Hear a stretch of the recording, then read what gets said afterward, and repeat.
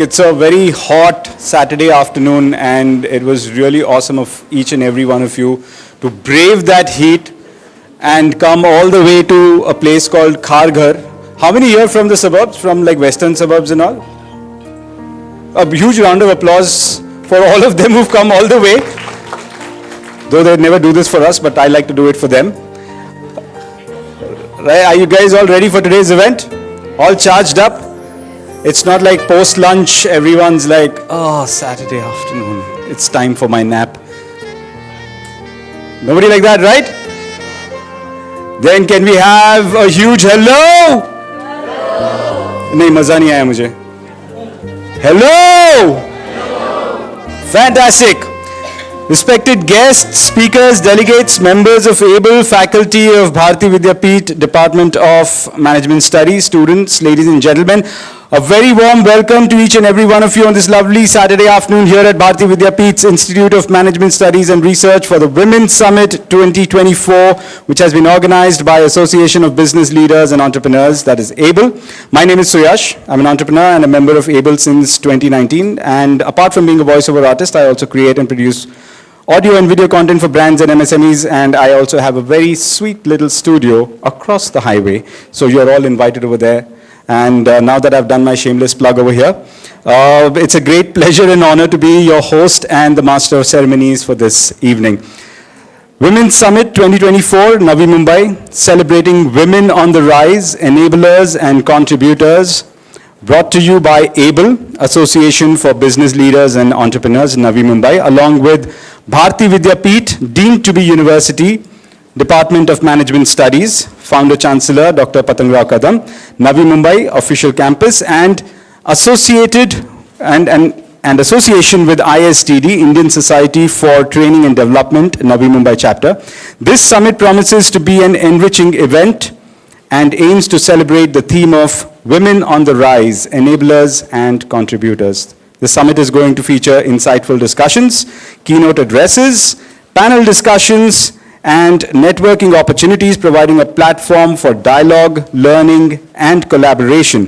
Attendees can expect to engage with accomplished women leaders, entrepreneurs, and professionals who've made significant contributions to their respective fields. The summit also aims to spotlight the remarkable progress and contributions of women across. I think we should just snatch phones that ring in the middle of the session. Do you guys agree? Yes, so keep your phones on silent. I request you all to please put your phones on silent.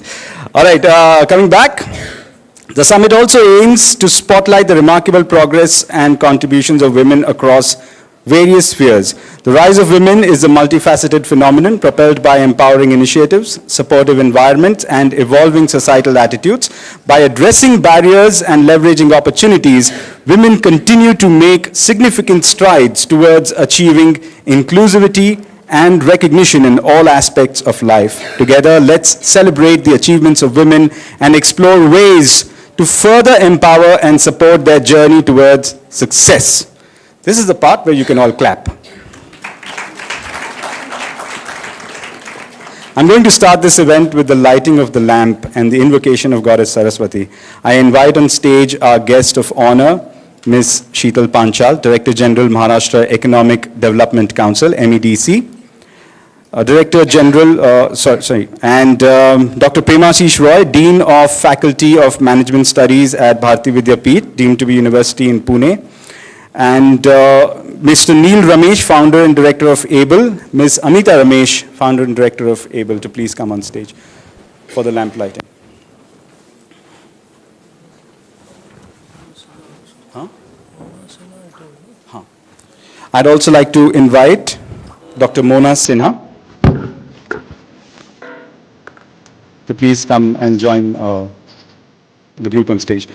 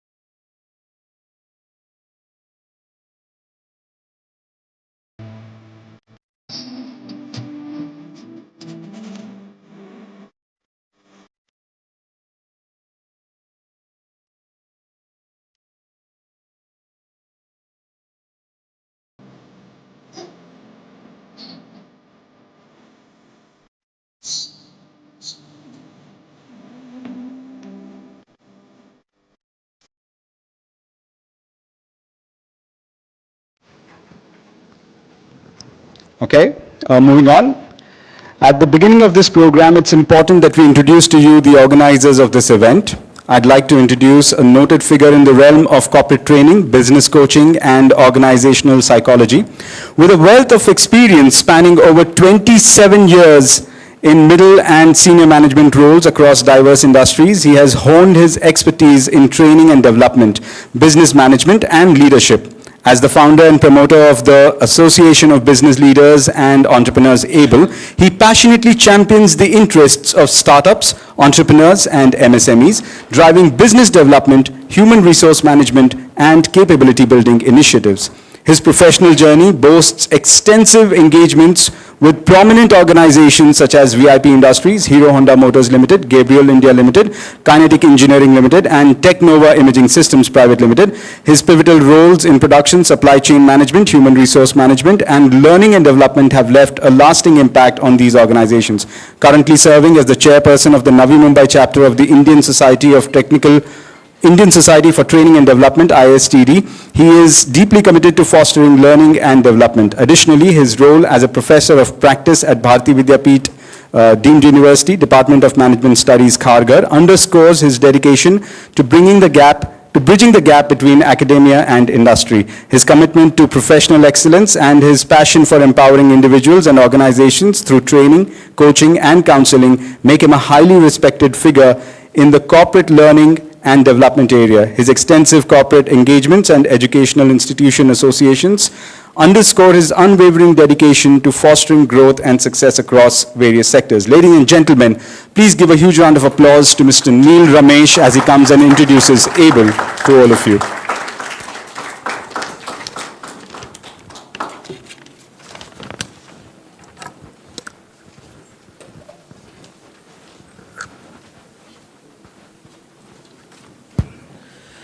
Thank you, Suyash, for the generous introduction.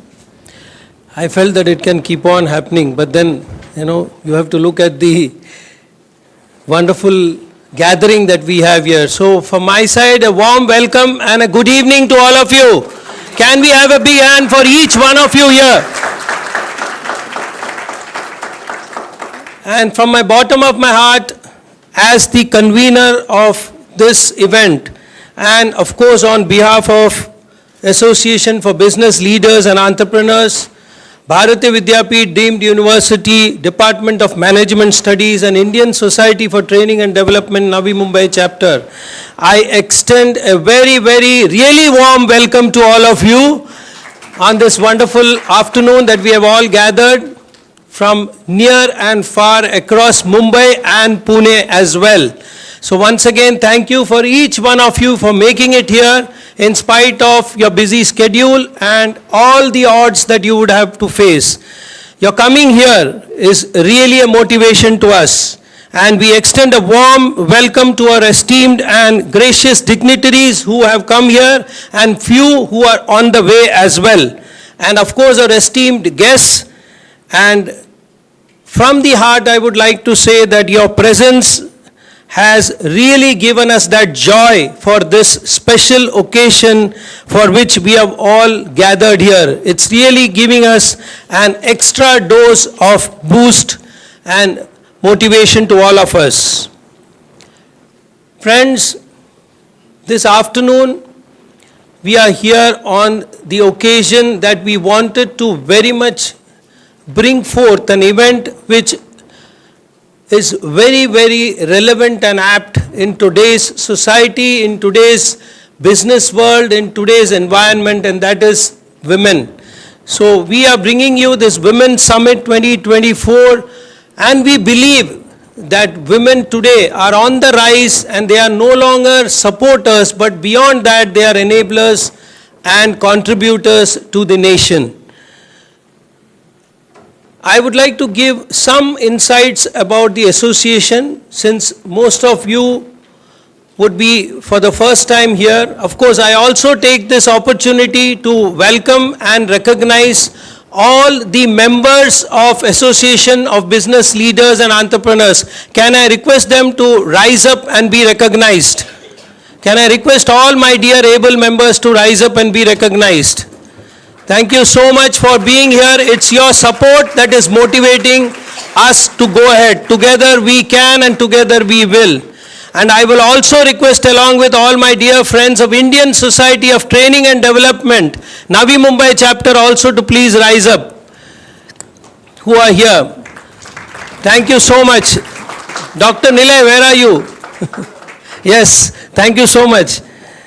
And of course, I would also request all my fellow colleagues of Bharatiya Vidyapeeth to also kindly rise up and be recognized, because it's together only that we can make this happen.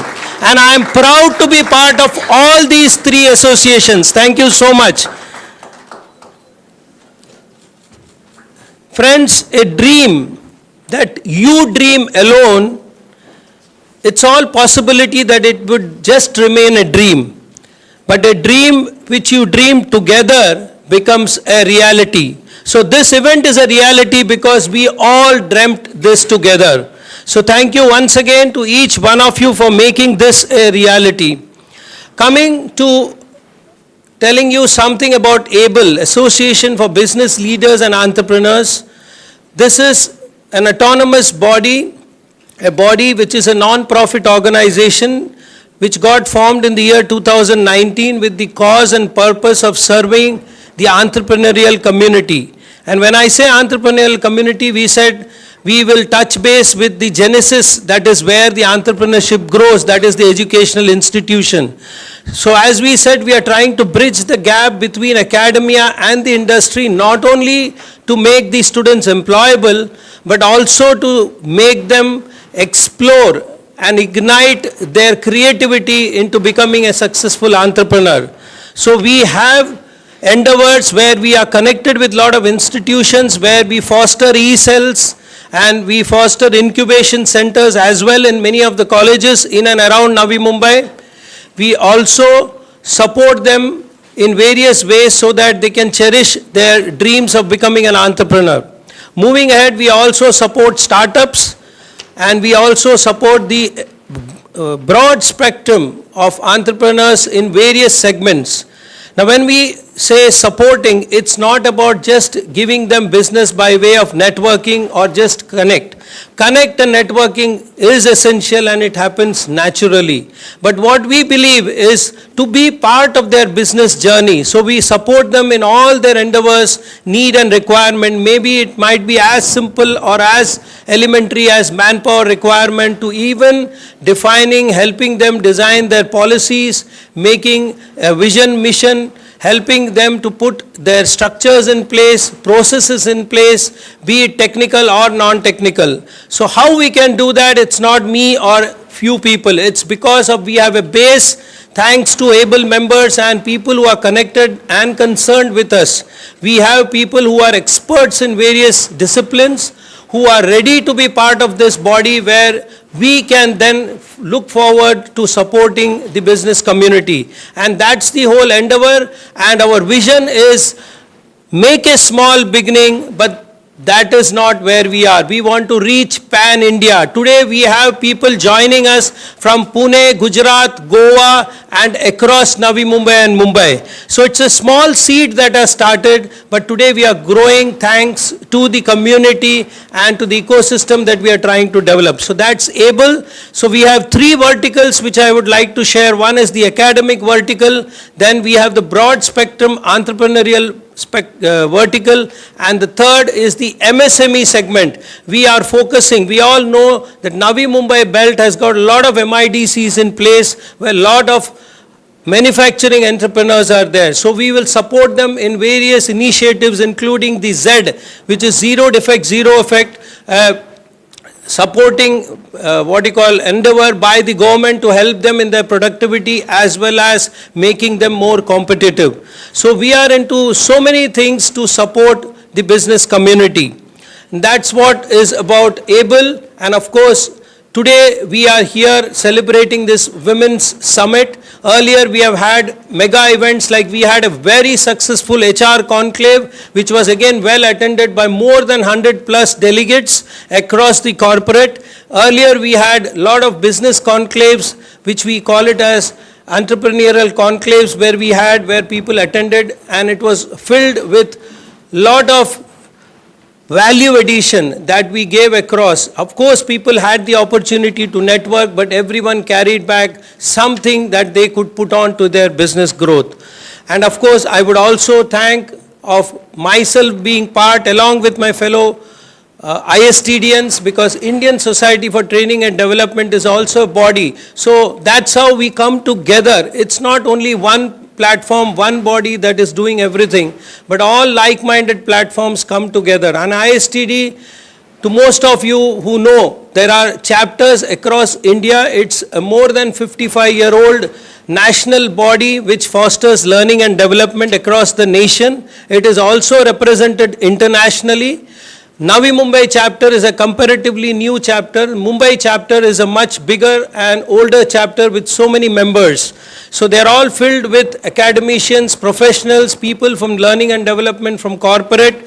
So they all are part of this fraternity. So it's a body which fosters learning and development. So that's in short what I would like to share with each one of y'all.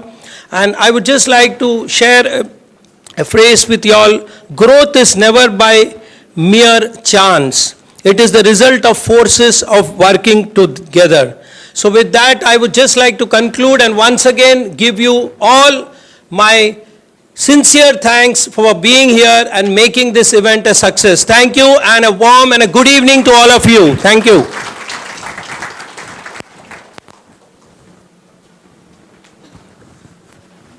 Thank you, Neil, sir. That was a really great start to the entire event. I'd now like to invite on stage the Dean of Faculty of Management Studies at Bharati Vidyapeeth, deemed to be University in Pune, and Professor and Director at the Department of Management Studies off campus in Navi Mumbai, who has over 21 years of extensive teaching experience within the realm of business school academia, specializing in human resource management and organizational behavior. His expertise spans corporate training, research, publication, and academic administration. Prior to his current roles, he served as Deputy Dean in his previous organization, bringing a wealth of experience in leadership and strategic management to his current positions. His academic pursuits are complemented by his commitment to practical applications within the corporate world, making him a valuable asset in bridging the gap between theory and practice in management education. His contributions to academia and industry continue to enrich the learning experiences of students and professionals alike within the field of management studies. Ladies and gentlemen, please welcome on stage Dr. Premasis Roy.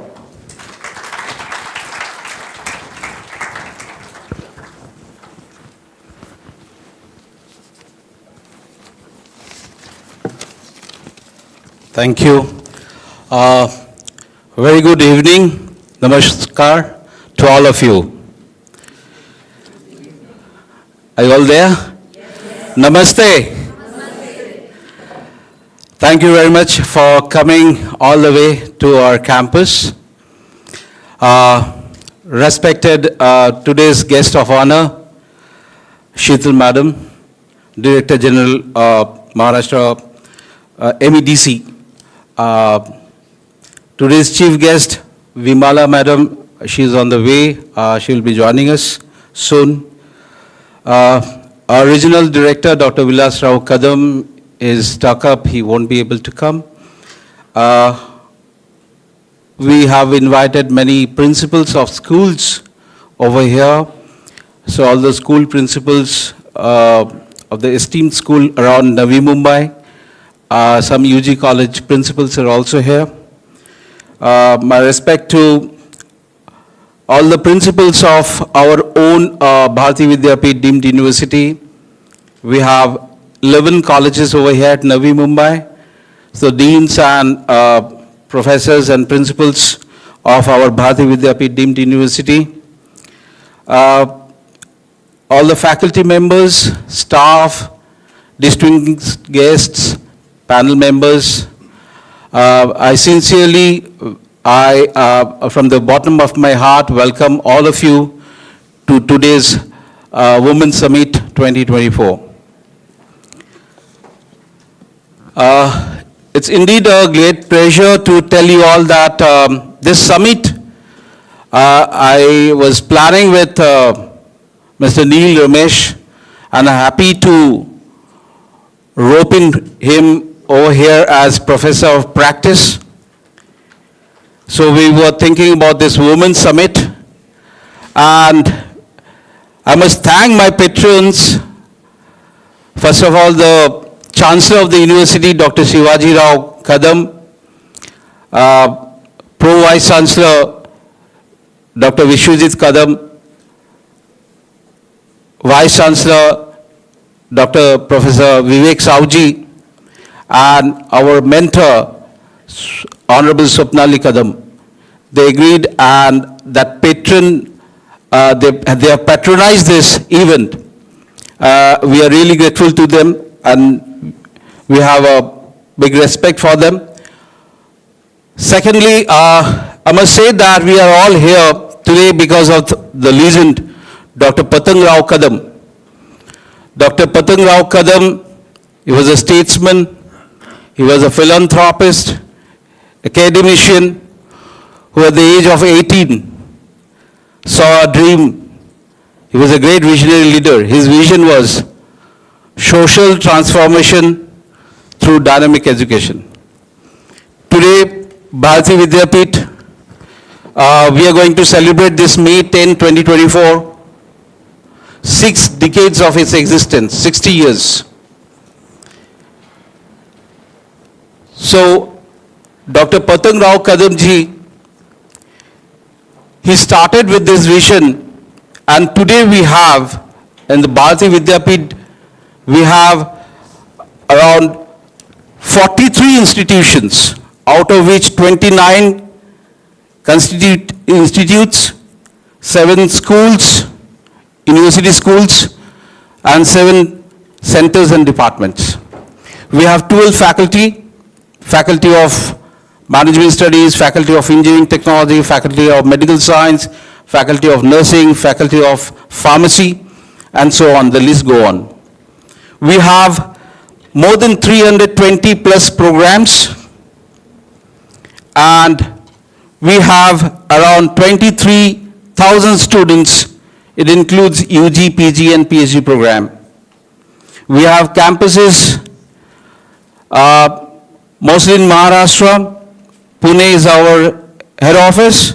We have campus in Pune, Navi Mumbai, Delhi, Sangli, Satara, Karad, Solapur, Kolhapur.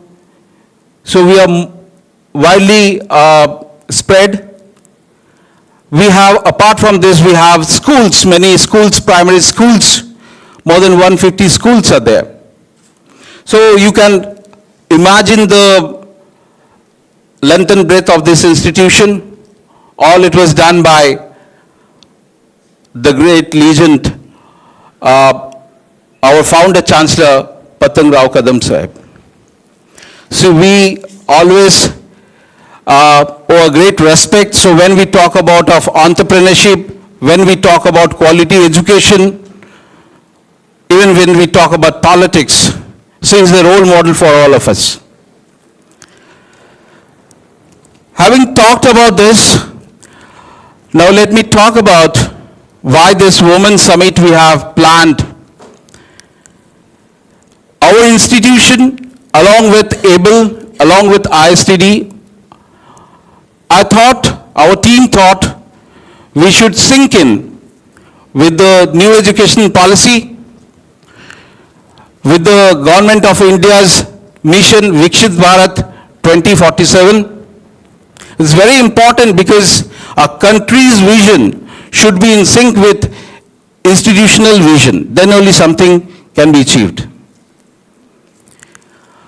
When we talk about NEP, new education policy, many things comes in. First is like today the world is moving towards,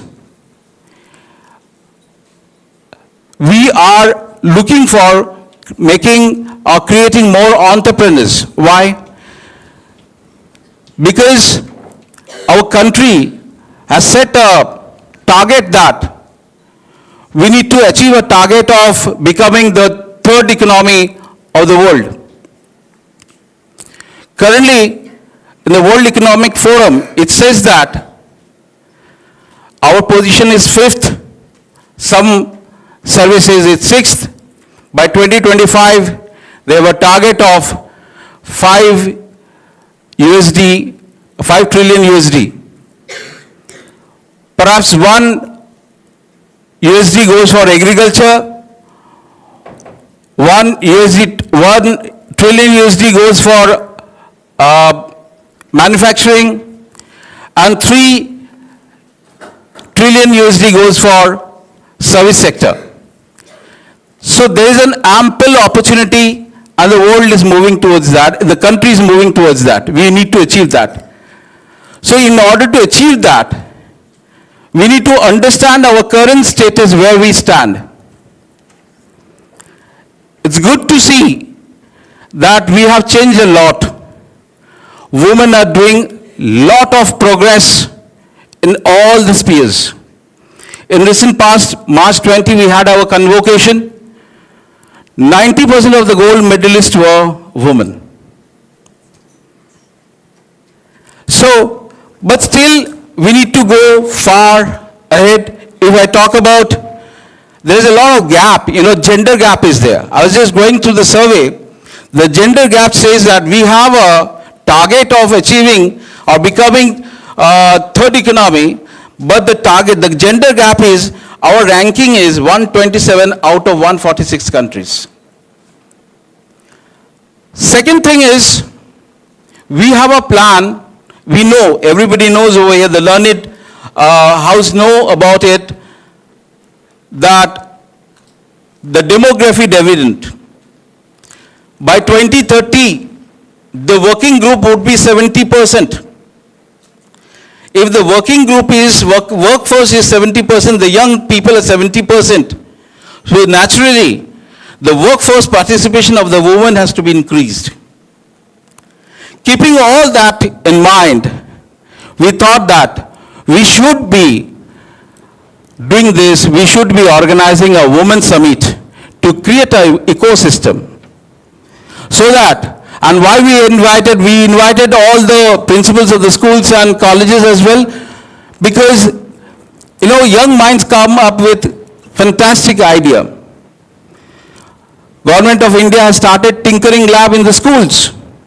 So here in Department of Management Studies, we wanted to build that ecosystem, entrepreneurial ecosystem. We have incubation center.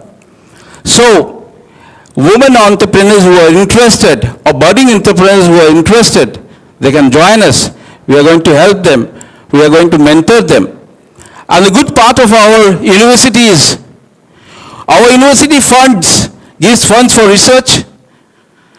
They locate fund for such kind of entrepreneurial journey. If anybody is having a wonderful project, our university is going to give seed funding for that. So when this opportunity is there, we thought of extending it to the larger society, not only restricting to the higher education. We want to go to the society, any woman entrepreneurs, any housewife can join us and come up with a very fantastic idea. We are going to give them the co-working space. We are going to give them that ecosystem, with that kind of platform which would boost them. So we become an accelerator. So that's why Professor Neil and our team together decided for this particular event. And this event will help us for giving this platform more of networking, and we can be in sync with the nation's vision, Viksit Bharat. Apart from this, I would like to just apprise you all about our department. Faculty of Management Studies itself is having 9 colleges. Out of these 9 colleges, this Navi Mumbai College is the youngest one. This is a department. We house 933 students. We have UG program, that is BBA and BCA. We have PG program, that is MBA, and we have PhD program as well. So one interesting thing is our UG program are 4-year program, and you will be happy to know that we have incorporated that is called BBA research and BCA research. After doing 4-year program, one can directly go for PhD program. So we come with a plethora of opportunity, be it academia, be it job, be it an entrepreneurial journey. So all said and done, I wanted to give a glimpse of what we are planning to do, and I would request all of you to join hands with us. A good networking we should be doing and helping each other. That actually makes a ecosystem in the real sense. Otherwise, exchanging visiting cards, after that we don't do anything, that doesn't make any sense. Ladies and gentlemen, I again warmly welcome all of you over here for this summit. Thank you very much for coming over here. Jai Hind, Jai Maharashtra.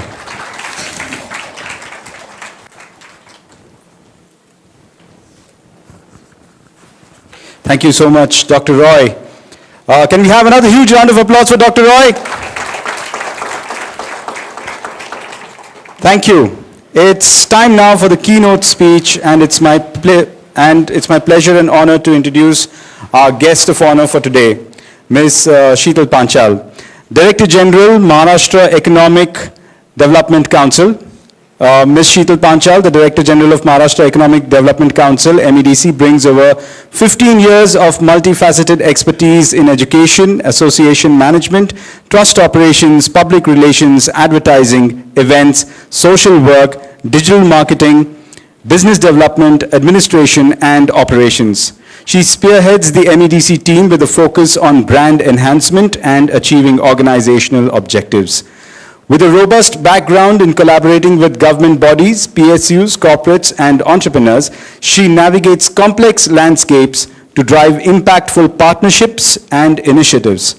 Ms. Panchal's illustrious career includes receiving the Rex Karamveer Global Education Change Champions Fellow and Award 2019 from the United Nations for her significant contributions as a social activity coordinator in New Delhi. This recognition underscores her commitment to driving positive change and making a tangible difference in society. I'd like to invite on stage Ms. Sheetal Panchal. And I'd like to call on stage Dr. Mona Sinha to felicitate Ms. Sheetal Panchal.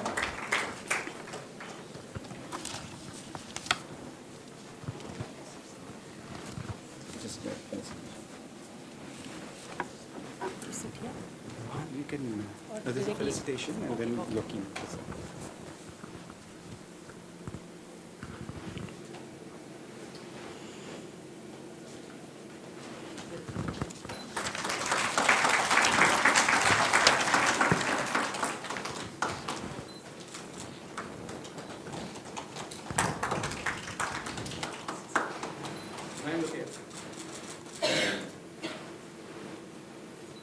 Yes, please, the photographers.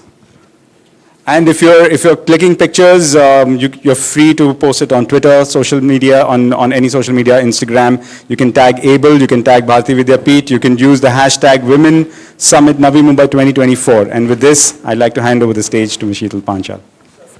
Yeah, you can keep a distance though. Hello. Hello, hello. Can you hear me? Hello. Hello. Yeah, that's fine.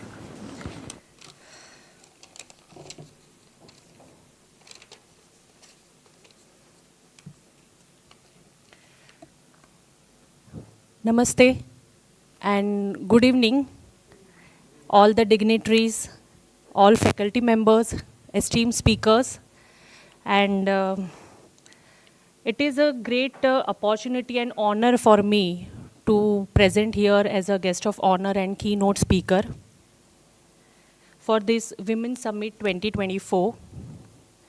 I wish to extend my deep appreciation to ABLE Edition for organizing this conference, institutional partner Indian Society for Training and Development, Navi Mumbai chapter, and Bharati Vidyapit Pune, India, for inviting me to share my thoughts on women on the rise, enablers and contributors.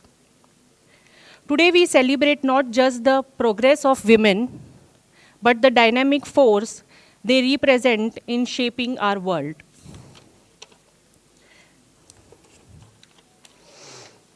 Let me give you a brief introduction about me and about Maharashtra Economic Development Council. So I am Director General of MEDC, and we are working towards the economic development of Maharashtra. So basically, we are the think tank for the Maharashtra government. We are into research, policy intervention, policy recommendation, and also we do lot of support system to the university in terms of conducting courses like entrepreneurship mindset program, financial literacy program, and so on. Many more courses we organize. Also, we organize lot of events, good initiatives, try for always new initiative like green hydrogen, renewable energy, and insurance and reinsurance, where we always encourage students. Of course, it is stakeholders, networking opportunities, and knowledge sharing. But also, students will come to know, they will understand about the different sectors where they can make their careers and grow. So this way we do lot of work. Also we do a capacity building program for the MSMEs and SMEs. So we are the channel between the industry and the Maharashtra government. So recently, if I would say, we have done research work on Konkan Vikas Manthan on 14 sectors. And we have done lot of research work and policy recommendation to the Maharashtra government, which will be initiated already in Konkan region. So this way we are working towards lot of things towards the economic development of the Maharashtra. I would say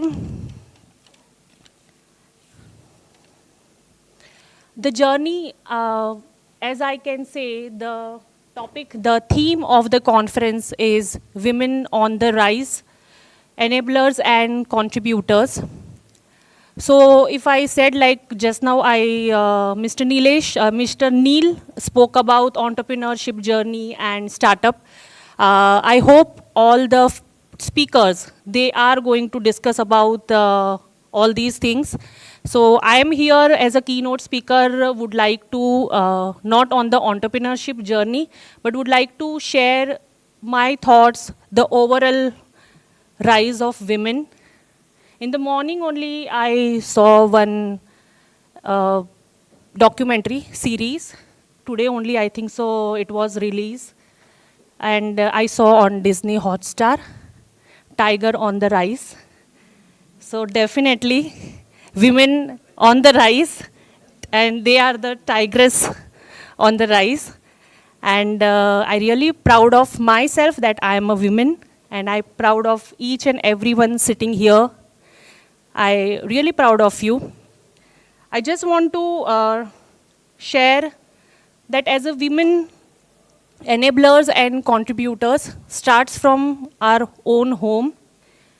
We give birth and we nurture our child, we educate them, and we give them education and knowledge to face the challenge, to face the world.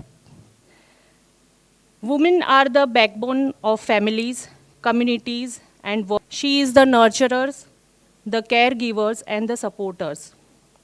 In the business world, women are taking charge and creating opportunities for themselves and others. Wanted to share my personal journey, if I would say. So I born and brought up in a humble Gujarati family, very orthodox family. Completed my schooling from Gujarati medium, and after completing my studies, purely housewife. Due to some circumstances, after circumstances, it was a situation where I had to brought up my daughter as a single parent. And I started my journey in 30s. And it was a very, I would say, I was very new to the work culture, to the society, to the politics of the corporate world. And it was very new because I was not aware about what is going on. I was a housewife and started my journey as a teacher and worked as a public relation officer, administrator, then incubation, handling Atal Incubation Center. And today I am as a Director General, Maharashtra Economic Development Council. And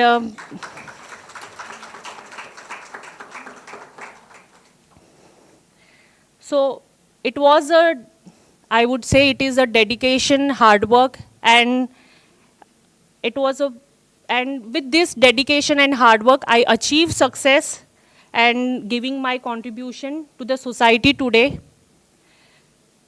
So in my career, I observe that, so we always women, so I'm not biased, of course, still. So women are always talk about equality, men, women, feminism. But I observe that we women should do inequality amongst us. So like when a housewife meeting with a one working professional, these two ladies will think about, like the working professional will think, oh, she's housewife. She cannot earn money. She's just sitting at home. And a housewife will think, oh, she's a working professional. How can she manage the house? It's very difficult for him to her to manage the house. So these are the thinking. Sometimes housewife also thinking, oh, I am not working. I am very less to that professional women. So we need to cross and we need to understand each other. We need to respect women first, and then we need to support them to achieve their success. So I urge you, my fellow women, support each other, keep pushing forward, keep breaking barriers, and keep making your voice heard. Together, we can build a bright future for ourselves, for our daughters, and for generation to come. I work as the host. He talked about my award, which I got from United Nations. So I was working with a lot of NGOs and lot of social work. Once I was working for one NGO, and this NGO is working for sex workers. The life of the sex worker. So basically we were educating them and how to take the precautions, their regular medical checkups, and how to manage your money, how to save your money. We used to do a lot of training to these sex workers, and it's very difficult to gather them and to educate them for each and everything. So sex workers are like, they were doing, it's a very below average, below sex workers I'm talking about. They were used to work for around 500, 600 rupees. And it's a very less amount for them. And a very tough time at the time of COVID. So they were like helpless and working for only 100 and 200 rupees. It was a very tough time for them. And still, they are very brave. And the main problem of these ladies are when they reach around 35, 40 age. It's been very difficult for them to survive. Their basic livelihood, it's very difficult for them to manage. So we were working towards the options, the livelihood after their 40s, which they can manage. So this type of work, and they are like always very cheerful. Whenever I used to meet them, always smiling, very cheerful, and we always think about our problems. If we are facing a small problems, we cribs. But these ladies are very strong and very humble also.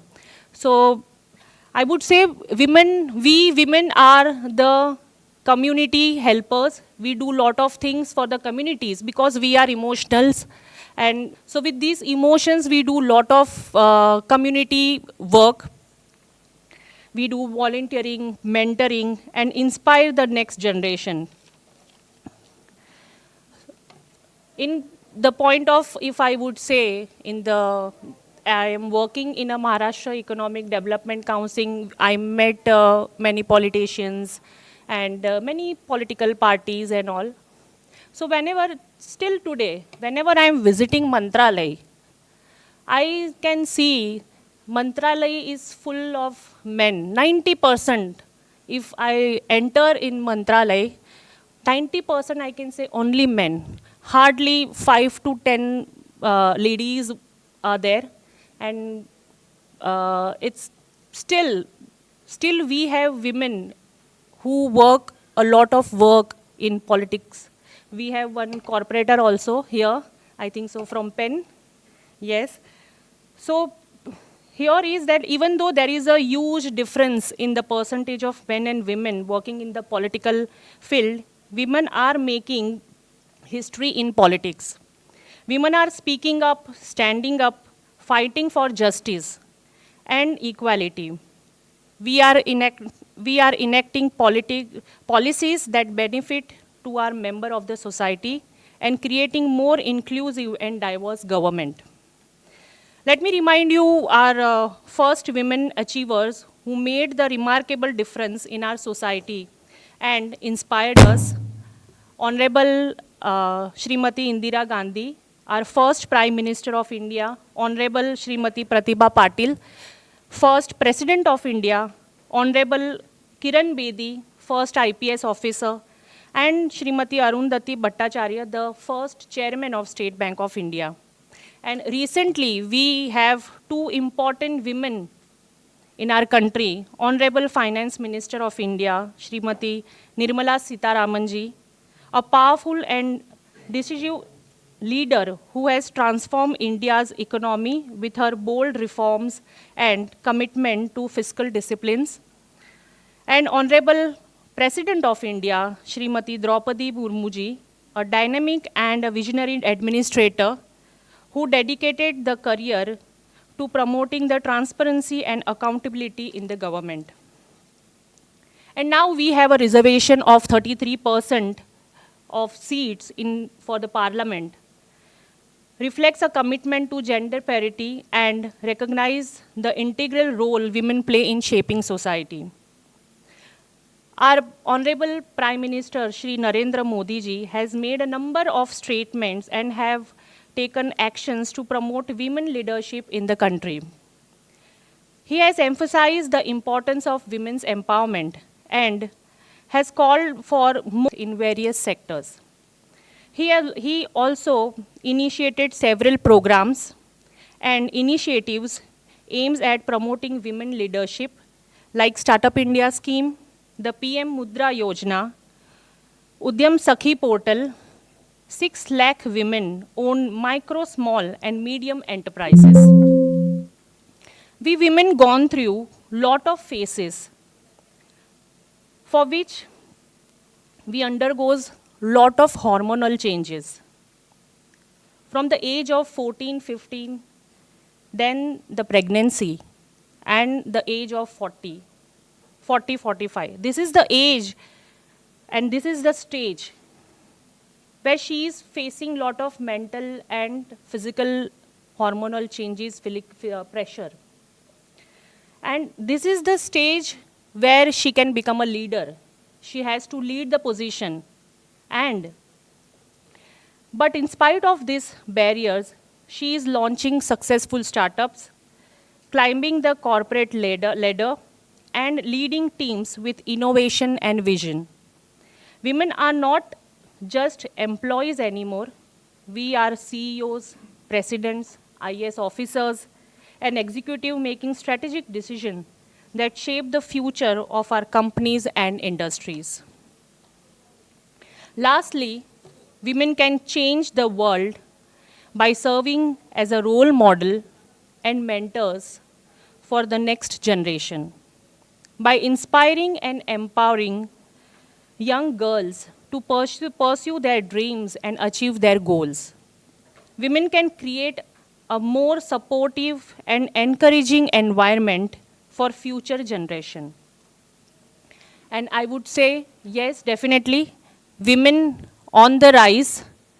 So if I said last one example in Hindi, so whenever our God, Shiva Krishna जब भी किसी राक्षस को मारने के लिए अगर उनको वो नहीं हो रहा है so ultimately they have to go to our देवी और so this we are the who she killed the Rakshasa, and so yes, we are the enablers and contributors, and women were on the rise, are on the rise, and will on the rise.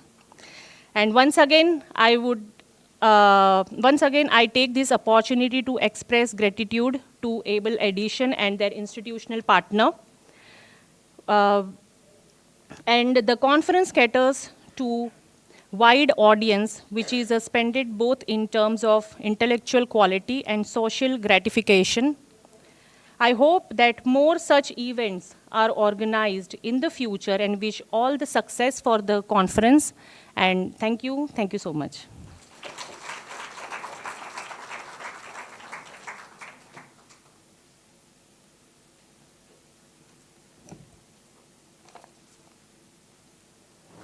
Can we have another round of applause for Ms. Sheetal Panchal? Thank you so much, Sheetal ma'am. I mean, it was really nice of you to share your journey and your thoughts with all of us over here. It's time now for our first panel. The topic is Women as Enablers and Change Agent Network. Our first panelist is Ms. Madhavi Suryavanshi, Deputy Commissioner of State Tax, Legal Branch, Maharashtra, Mumbai. Madhavi Sahib Rao Suryavanshi serves as the Deputy Commissioner of State Tax, Legal Branch, Maharashtra, Mumbai, with a diverse educational background, including a BSc in Physics and an LLB. She brings a unique perspective to her role. Her journey in public service began when she was selected as Deputy Chief Executive Officer through the Maharashtra Public Service Commission in 2001. Yes, can we please take that phone away? Akshata, can you please grab that phone and keep it with you? We have declared this. Whoever phone rings, we are going to just take that away. Okay? And you can see we are sticking to our word over here. No, you'll get it back, don't worry. Continuing with this, in 2005, for 2 years, she dedicated herself to various roles under the Rural Development Department, working closely with the Zilla Parishad in Dhule. In 2005, Ms. Suryavanshi transitioned to the role of Assistant Commissioner of Sales Tax, where she has been stationed in Mumbai. Throughout her more than 2 decades of government service, she has demonstrated a strong commitment to public welfare and social responsibility. In addition to her official duties, Ms. Suryavanshi is actively engaged in social services, particularly focusing on the welfare of marginalized populations, including both humans and animals. Her passion... Yes, that's Neil sir for you. He does his own stunts. Her passion for fostering harmony in society is evident in her efforts to mitigate man-animal conflicts and promote coexistence through mutual respect and understanding. I'd like to call on stage Ms. Madhavi Suryavanshi, and I'd like to call on stage Dr. Rupali Taru to felicitate Ms. Madhavi Suryavanshi. Ms. Rupali Taru.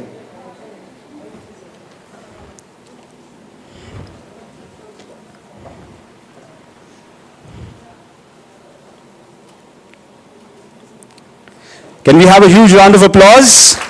A little more energetic round of applause is what we need. See, they are going to have a nice discussion over here. If you guys don't clap for them, no, then they're not going to get encouraged. Thank you. Thank you so much, ma'am.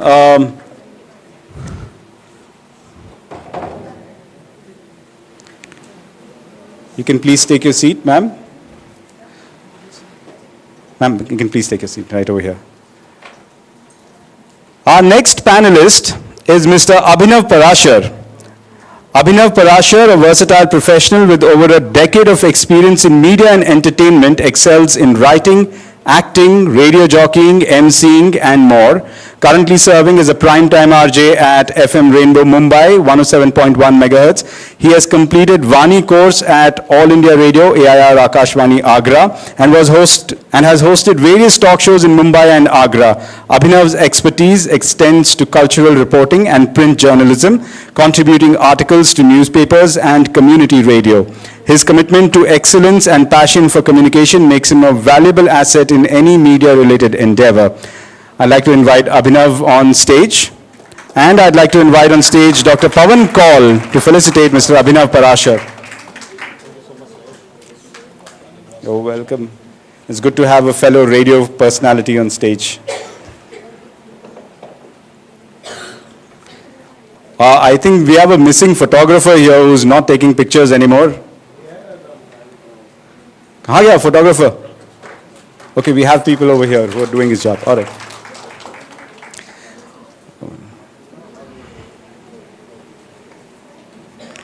Please take a seat, Abhinav. Yes, we'll give the mic to you. I know you're itching for the mic.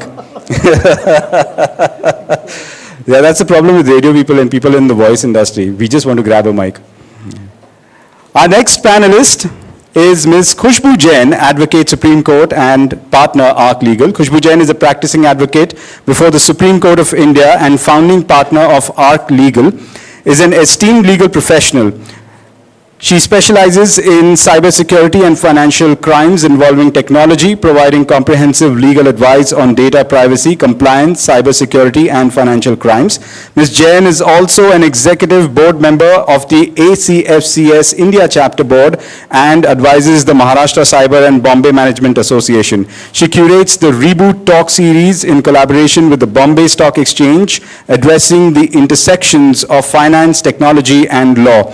Additionally, Ms. Jain is a prolific speaker and writer on technology law, privacy, and cybercrime issues, contributing to both national and international publications. She represents high-profile clients in courts and enforcement agencies, including the Supreme Court of India, High Court of Delhi and Bombay, PMLA Court, Competition Commission of India, NCLT, and arbitration. I'd like to invite on stage Ms. Khushbu Jain. Please give a huge round of applause. And I'd like to call on stage Dr. Evelina Brajesh to felicitate Ms. Khushbu Jain.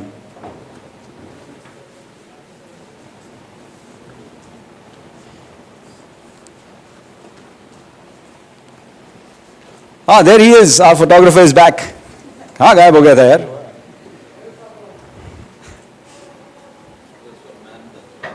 Oh. Dr. Roy knows his people, huh?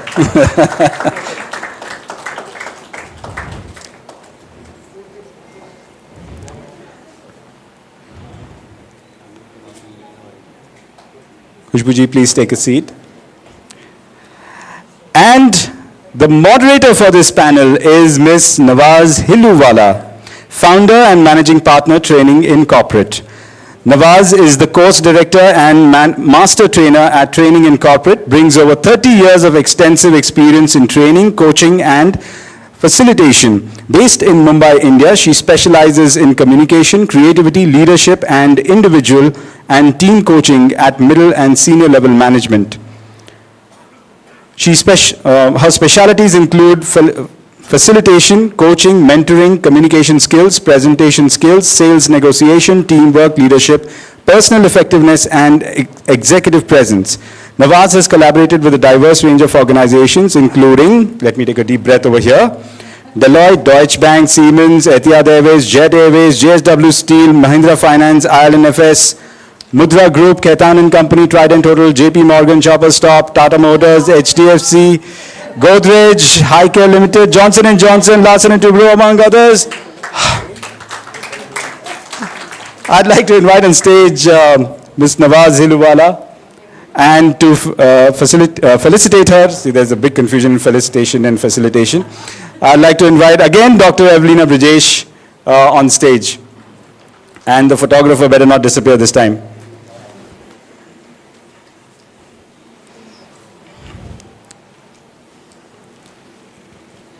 And while this is happening, can we please pass on the mics to the panelists on stage? And can we also have a bottle of water for all the panelists? And before the panel starts, I'd like you all to please take more pictures, tweet, Instagram, LinkedIn, everything, wherever you're putting, please tag ABLE, please tag ISTD, please tag the panelists if you have their handles, and please tag Bharati Vidyapeeth, the management, Department of Management Studies. And with this, I pass on the stage to our moderator. No, there are 4 mics which are there. There are only 4 of us.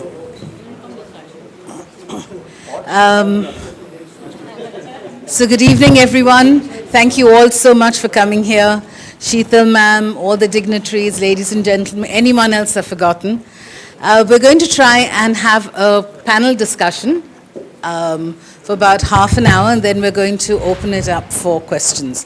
Actually, we have to make it 25 minutes. Yeah? So we're going to start with a short video, which I hope is cued, to set the tone. It's just a 3-minute video, and then we will begin. Hello. Thank you. Is it on? I don't think you know. It's fine. Go on. Are we blocking the screen? I'm not like the Great Wall of China, right? Okay.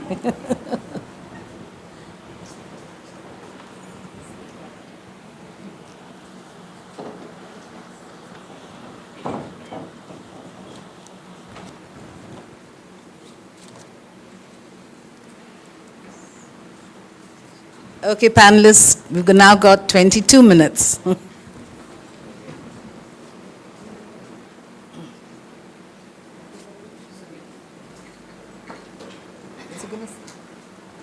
Got it?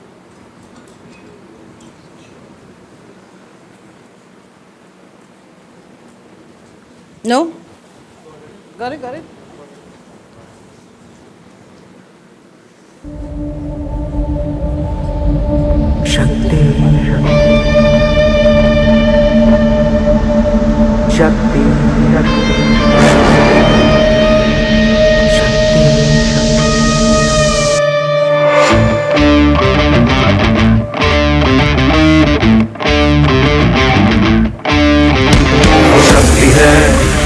वो शक्ति है, वो शक्ति है, वो शक्ति है, वो शक्ति है, वो शक्ति है, वो शक्ति है, वो शक्ति है। कभी कभी वो शक्ति है, कभी कभी वो भक्ति है। ना झुकती है, ना रुकती है, ना थमती है, ना थकती है। ना झुकती है, ना रुकती है, ना थमती है, ना थकती है। वो शक्ति है, वो शक्ति है, वो शक्ति है, वो शक्ति है, वो शक्ति है, वो शक्ति है, वो शक्ति है, वो शक्ति है।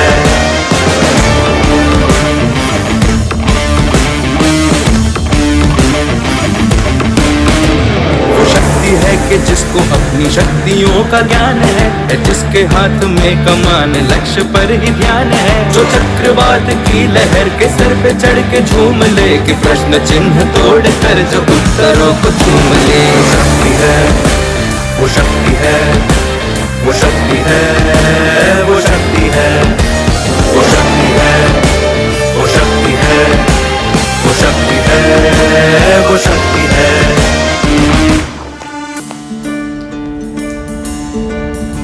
जो आग और बर्फ दोनों साथ लेके चलती है, जो तीर में बदलती है, जो ढाल में भी ढलती है। जो एक पल में अग्नि है, जो एक पल में नीर है। जो पत्थरों की स्याही से खींची हुई लकीर है। वो आ गई तो जिद पे तो गली का रुख भी मोड़ेगी, जो ले लिया है एक बार प्रण वो करके छोड़ेगी, लाख उसके इम्तिहान लेने कोई ही डगर न दर्द की उसे फिक्र न चोट का ही कोई डर। वो शक्ति है, वो शक्ति है, वो शक्ति है, वो शक्ति है, वो शक्ति है, वो शक्ति है, वो शक्ति है, वो शक्ति है, वो शक्ति है, वो शक्ति है, वो शक्ति है, वो शक्ति है। Thank you very much for that. Please, ma'am. So I think the video said it all, and that brings us to the end of the panel discussion. Thank you very much. Okay, on a serious note, I think we just have to begin by saying thank you to all the women in the video and all those who we haven't seen, who have paved the way for us to be enablers. And that's what we're here to discuss. So with my very able-bodied panel, you can see one is not a lady. So we're not going to ask him to pretend to be one. We'll ask questions about the women in his life instead. So my first question goes to Madhviji. What has inspired you to make your own mark in society? Yeah, of course, one of the parent, my father. Okay. And yeah, at the introduction session itself, you are aware that I'm coming from a very, like a rural side of Maharashtra, born and brought up in a tribal district. That time it was just a taluka, Nandurbar. And in the age of centuries of 70, 80, when my father was young and I was a child, that time also he had that thoughts, कि there should not be any kind of discrimination. In fact, he was not even accepting the word discrimination. ये क्यों है भाई? मतलब ये होना ही नहीं चाहिए. And so blessed that I am having such a father.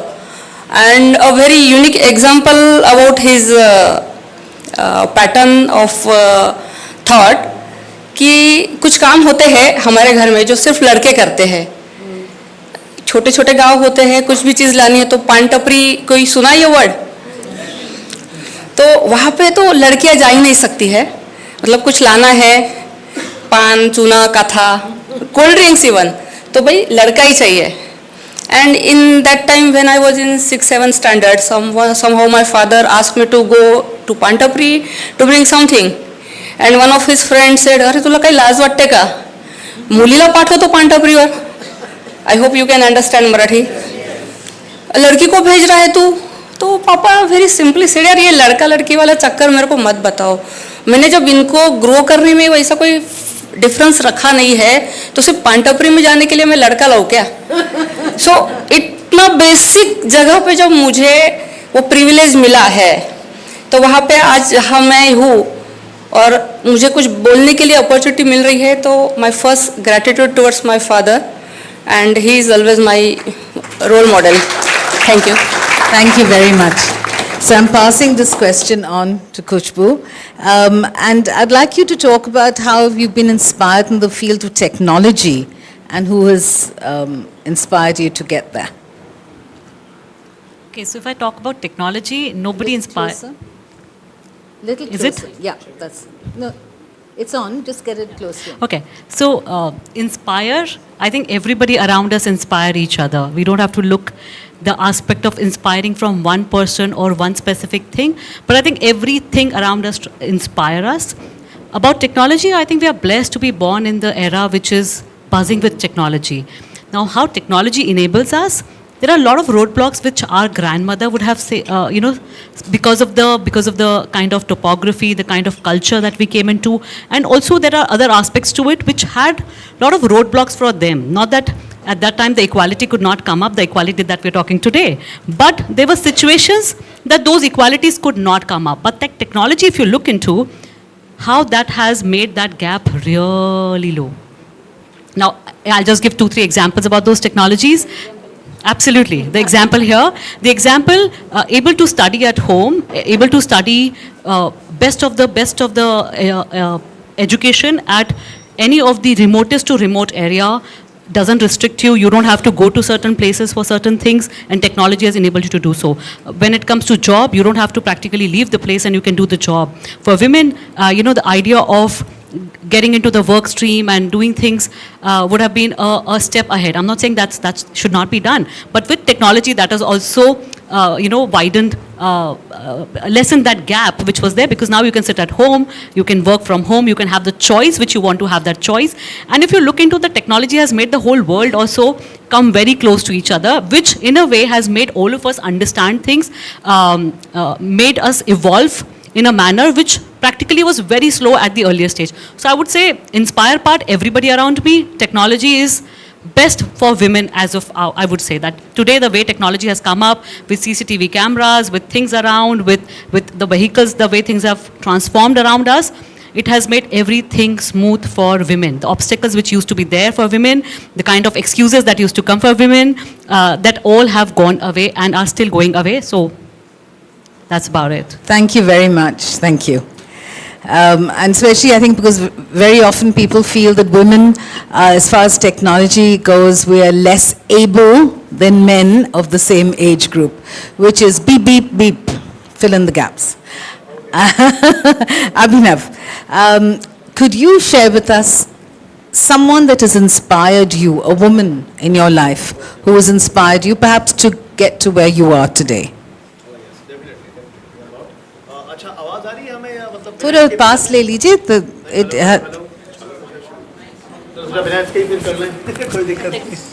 Hello हाँ great thank you so much so first of all क्योंकि आपने बताया कि वक्त कम है एंड तो उस हिसाब से ज़्यादा वक्त नहीं लूँगा यस और thank you so much first of all वो इसलिए कहना था कि आपने इतना मौका दिया यहाँ पर एक तो आप सभी लोगों के साथ स्पेशली इतने ज़हीन और खूबसूरत पैनलिस्ट के साथ यहाँ पर रहने का हाँ that's for all of us especially definitely कि मैं कुछ कह पाऊँ इस स्पेस में आप लोगों के साथ रह पाऊँ और सांस ले पाऊँ और जी सकूँ तो specially yes women on rise और कई बार मैं यही सोचता हूँ कि इस चीज़ को कहने की भी ज़रूरत है नहीं कई बार हम बहुत सारी चीज़ों को कहकर हल्का सा कर देते हैं उसकी कोई कहते हैं ना एक बड़ी अच्छी बात कि गुलजार साहब ने लिखी है कि प्यार को प्यार रहने दो उसे कोई नाम ना दो तो वो बड़ी अच्छी सी बात है कि बार बार हम शब्दों को कहकर ऐसा हल्का ना ही करें वो ज़्यादा बेटर है और हाँ मेरी ज़िंदगी में तो ये बड़ा कमाल का रहा है I think if I am speaking in Hindi तो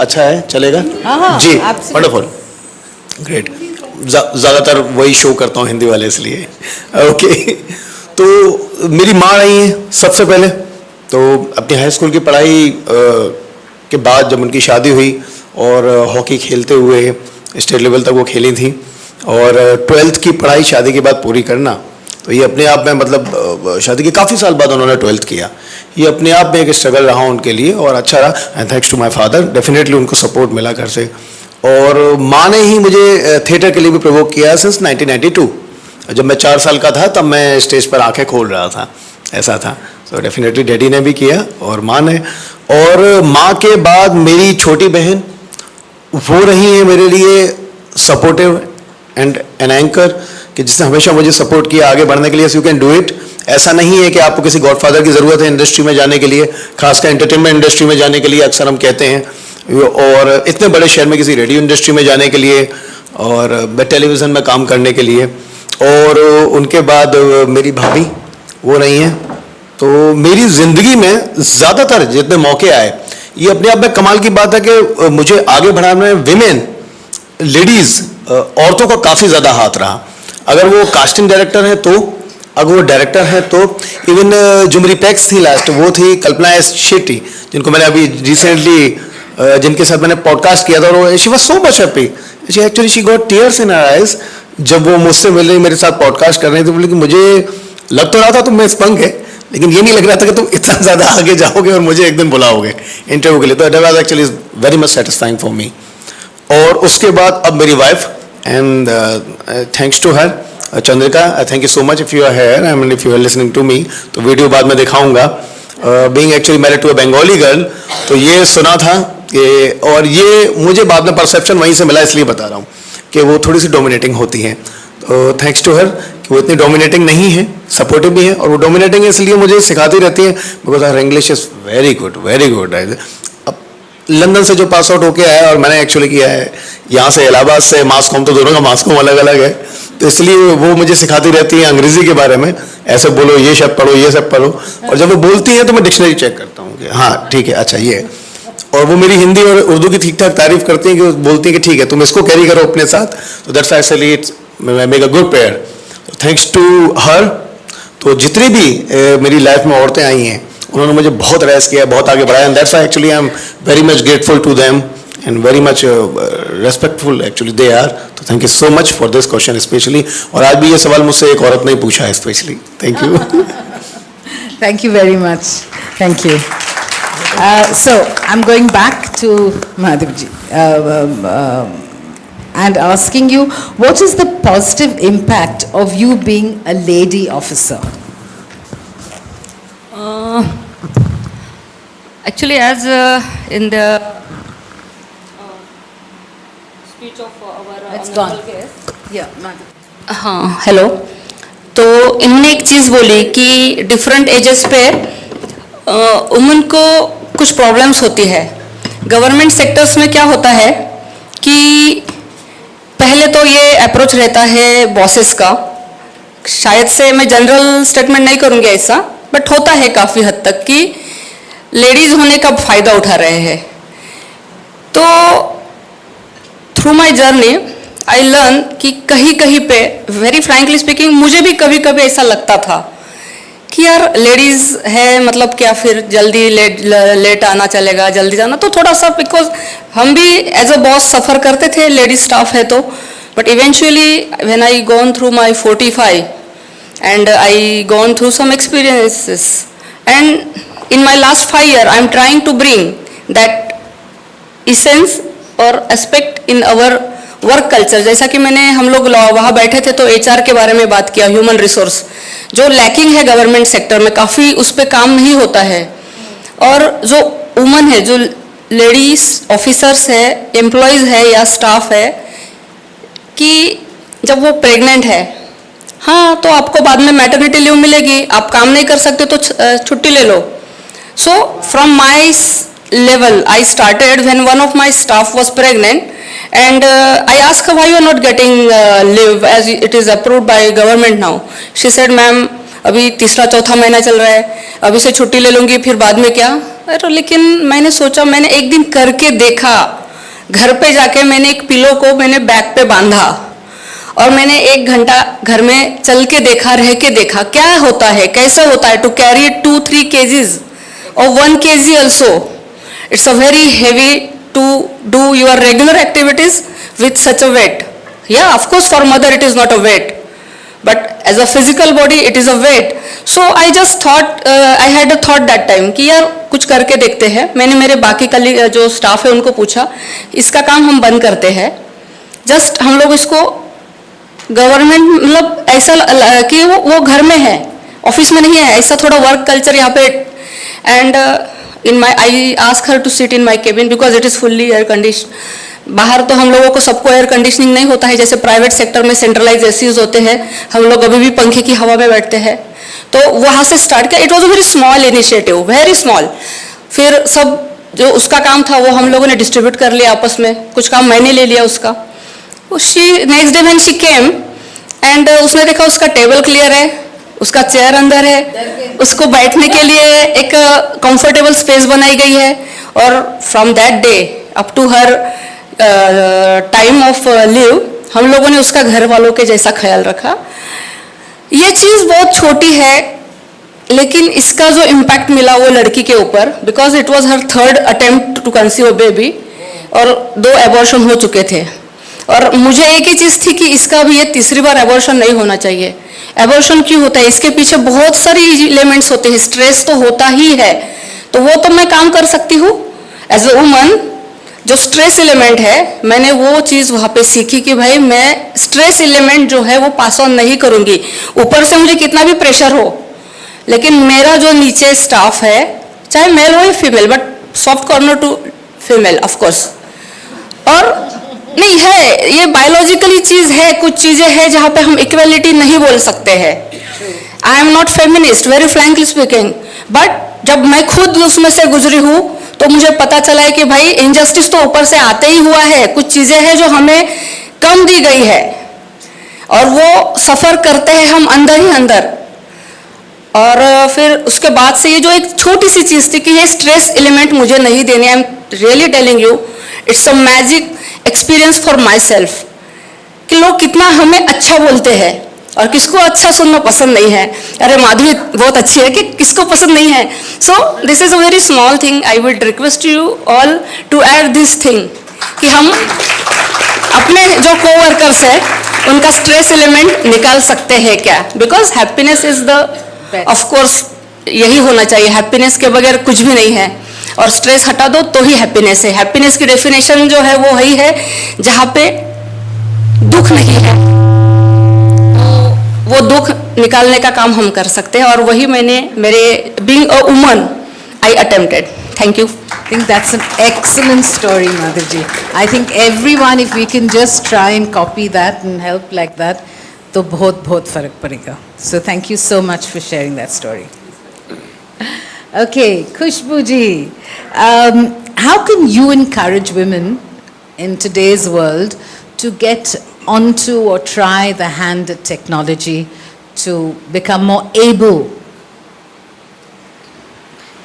I'll go a little back. I have been telling this since very long to anybody and everybody I meet, that you need to have a capability to earn. You need to have a capability to earn. Now, choice of whether you want to earn or not earn should be in your hands, but that should not go away.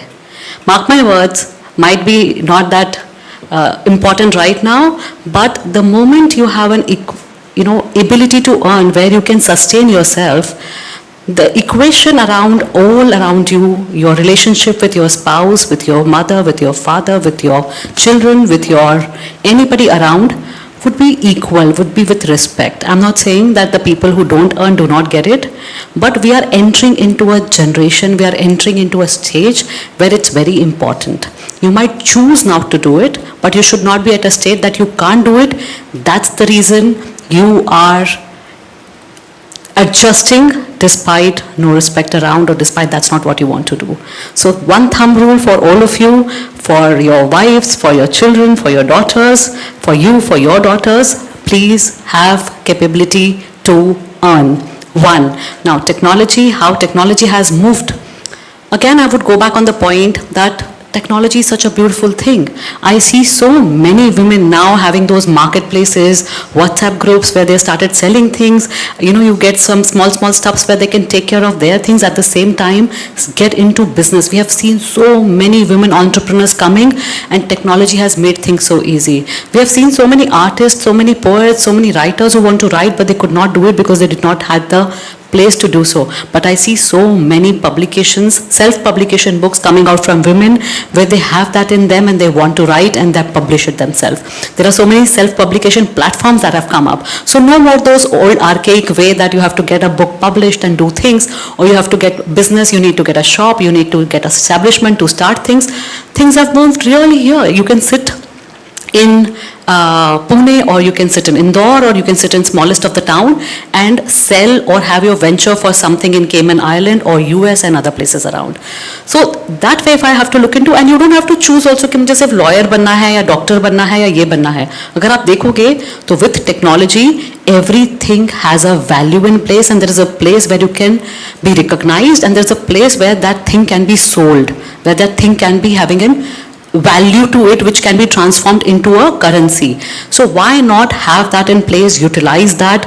Please, not just WhatsApp, get yourself equipped with technology and how things are evolving in that place. It's a must for women. Trust me, it's a must for women. So get over there, learn how it can utilize. Only you yourself can answer it, that what do you want to do? Write it down on a piece of paper. I have done this job in my life. What do you want to do? What you like? Maybe 20 things, write it down. Now, what are the obstacles in doing those 20 things? Is there anything via technology that can be taken care of? Now with that technology, do I need anybody else's help? Take that as a help. I have taught my nanny how to get on WhatsApp, how to do Paytm, and it was beautiful to do so. The same thing 10 years back, I would have asked her, is like, no, this is not, I'm not interested. I still see people that they just want to be doing that, but not anything else. And I said, no, you need to learn how to book your Uber. It's not for that I would not do it for you, or people around you would not do it for you, but there is an aspect of that independence that comes when you know how to take care of yourself and you are self-reliant. And for that, technology can do wonders. And age is not the limit for technology. You need not say it कि जो नई generation आई है उनको पढ़ने दो, उनको technology देखने दो, उनके लिए कंप्यूटर है, उनके लिए सामान है, तो उनके लिए तो व्हाट्सएप भी होता था, पर अब तो हमारी जो जनरेशन है, जो नाना जी और दादाजी वाली है, वो ज़्यादा व्हाट्सएप पर है. तो वो बोलना बहुत पुरानी बात हो गई कि टेक्नोलॉजी सिर्फ नए जमाने के लिए या उनको कंप्यूटर सीखने दो. नहीं, ऐसा कुछ नहीं है. हम सबको सीखने की जरूरत है, हम सबको आगे बढ़ने की जरूरत है, और एज एक नंबर है. Thank you very much. It's very true. Hello. So we all have to promise that nieces, granddaughters, aunts, uncles, grandmothers, we have to ensure that everyone gets savvy as far as technology goes. Thank you so much for that. Okay, over to you, sir, Abhinavji. Let's How ask can now, you... some easy questions, okay? Yeah, what is 522,000 divided by 1521s into... Okay, 236.94. God, he's right. That's amazing. Okay, here's an easier one. How do you think you can help men, or what advice would you give to men to be able to accept women as bosses, especially if they are younger than them? Good question. Put him in the corner, right? लेकिन हाँ, deep पढ़ लिख कर भी आया हूँ तो deep answer दे सकता हूँ, इसके बारे में पता है. क्योंकि काफ़ी ज़्यादा चीज़ें हमने कुछ उसमें से सीन्स देखे थे यहाँ पर इस सॉन्ग में. एक तो मैं उस कंसेप्ट को लेकर चलता हूँ कि जो अर्धनारीश्वर वाला कंसेप्ट है, अगर हम लोगों ने शिव और शक्ति को साथ में देखा है, और शीतल मैम ने एज यू मेंशन बड़ी अच्छी एक बात कही थी कि जब शिव से या विष्णु से नहीं होता है कुछ दमन किसी राक्षस का, तो दुर्गा को याद किया जाता है. और एज यू सेड मैम, मुझे उससे बहुत सारी बातें क्योंकि लिंक होती हैं, तो बहुत सारे कनेक्शंस में लेकर आता हूँ जो दुनिया भर में सब पढ़ लिख रखा है. वो कि आपके पास कुछ चीज़ें हैं जो नेचुरली आपके पास आई हैं ऊपर से, as a women you have, जो आपको मिलती हैं पैदा होते ही, और मैं इसके पास भी कुछ होती हैं. तो वो दो अलग अलग चीज़. तो अब एक बड़ी खूबसूरत सी बात कही जाती है परफॉर्मेंस में, सर्च द फीमेल और the lady part in your personality.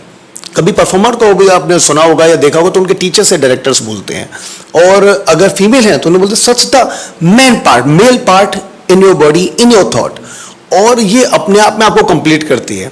और एक और बात मैंने ये सीखी थी जो ओशो से मैंने पढ़कर पता किया था, तो वो ये कि उन्होंने बताया कमाल की बात तो और नारीश्वर के साथ ये है कि कृष्ण जैसे जो लोग हैं, शिव जैसे जो लोग हैं, एक तो इनको पैदा स्त्री नहीं किया है, ये स्त्रैण है, इनके अंदर थोड़ी सी कोमल वाली क्वालिटी है.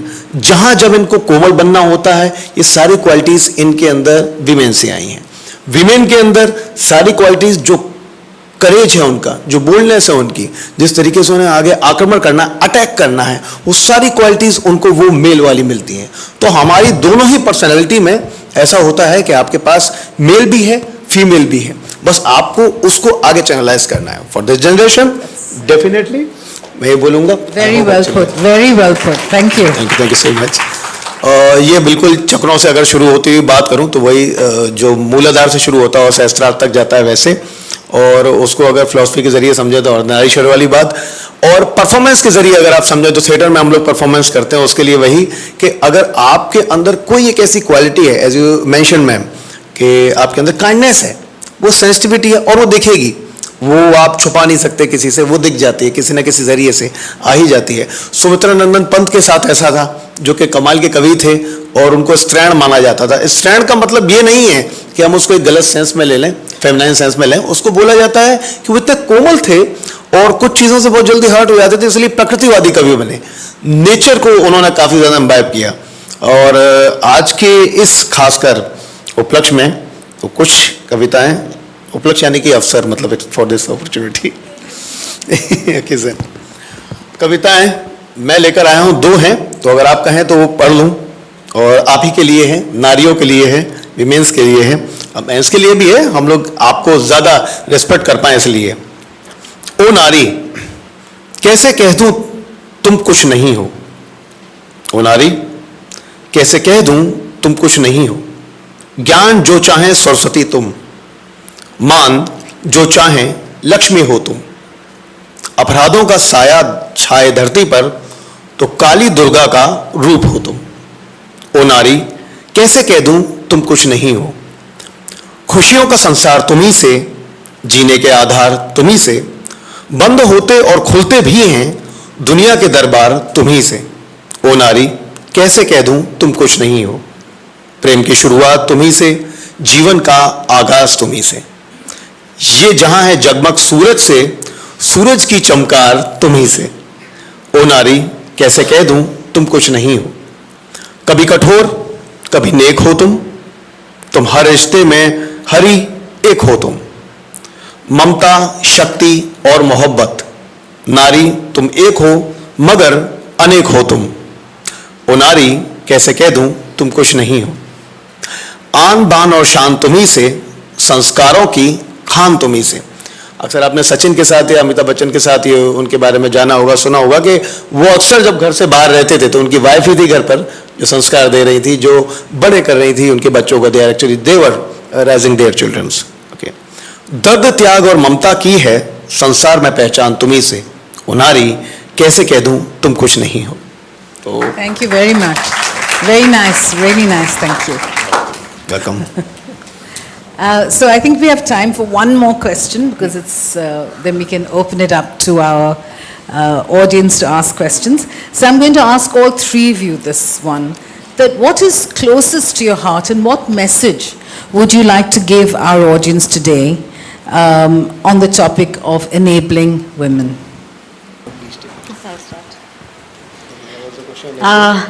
I'm waiting for the day where we don't have to do an event of women empowerment.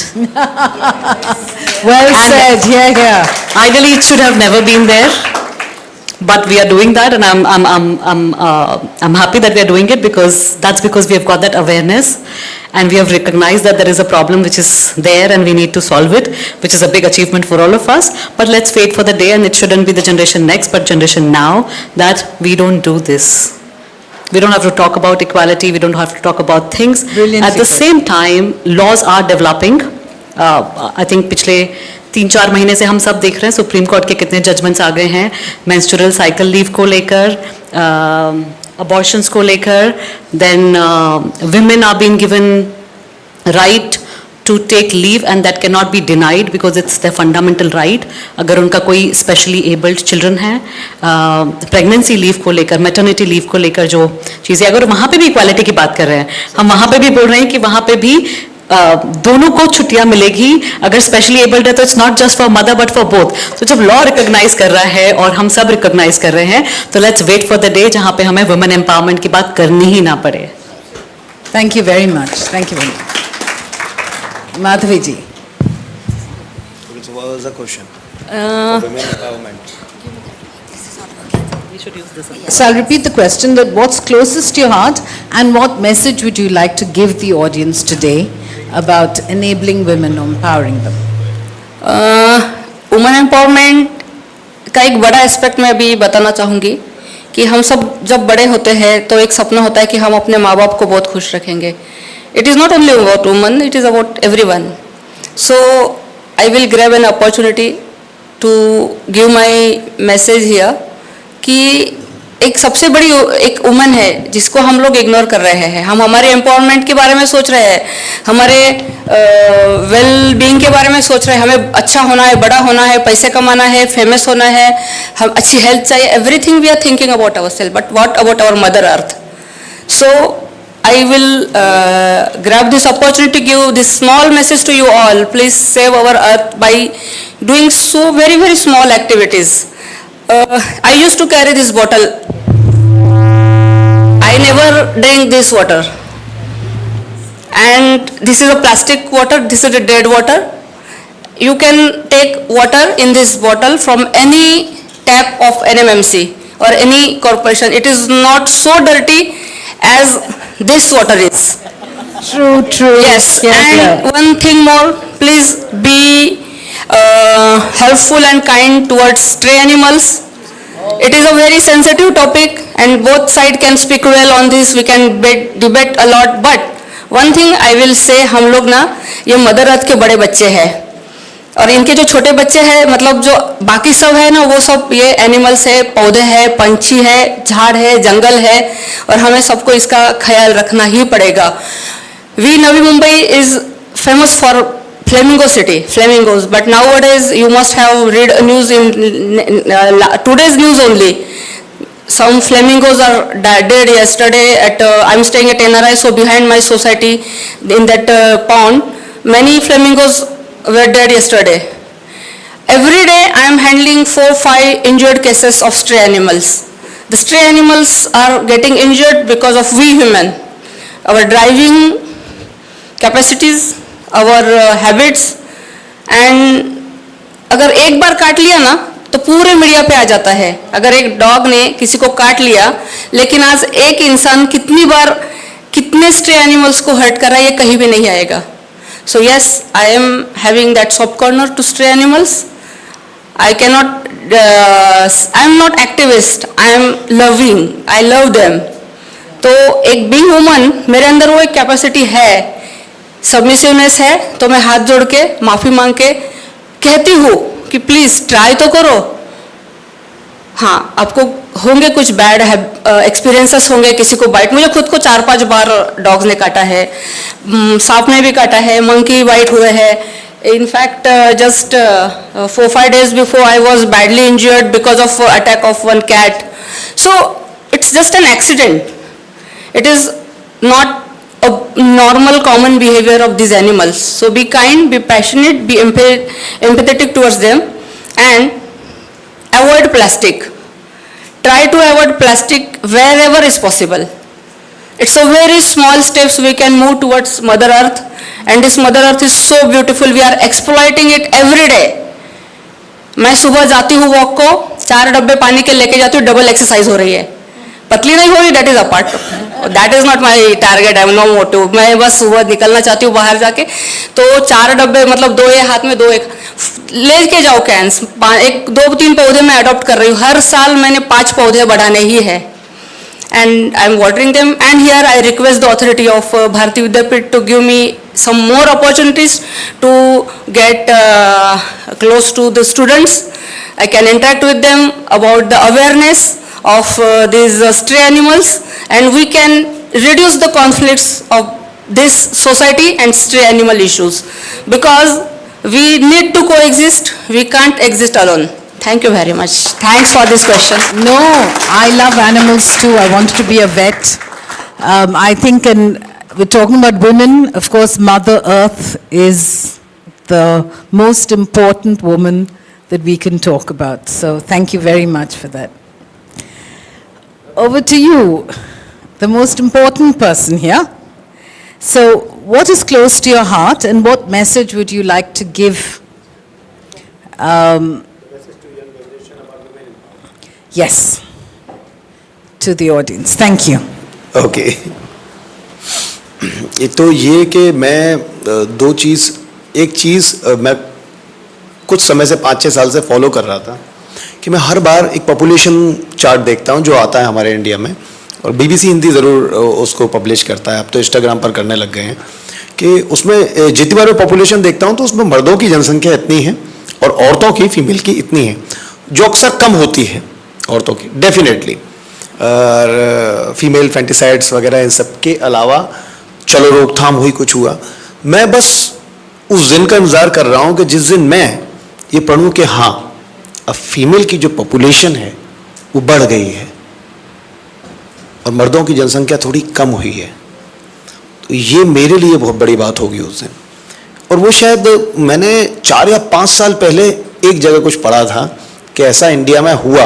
I was shocked कि ऐसा हुआ, क्योंकि मुझे कभी ऐसा पढ़ने को नहीं मिला बचपन से.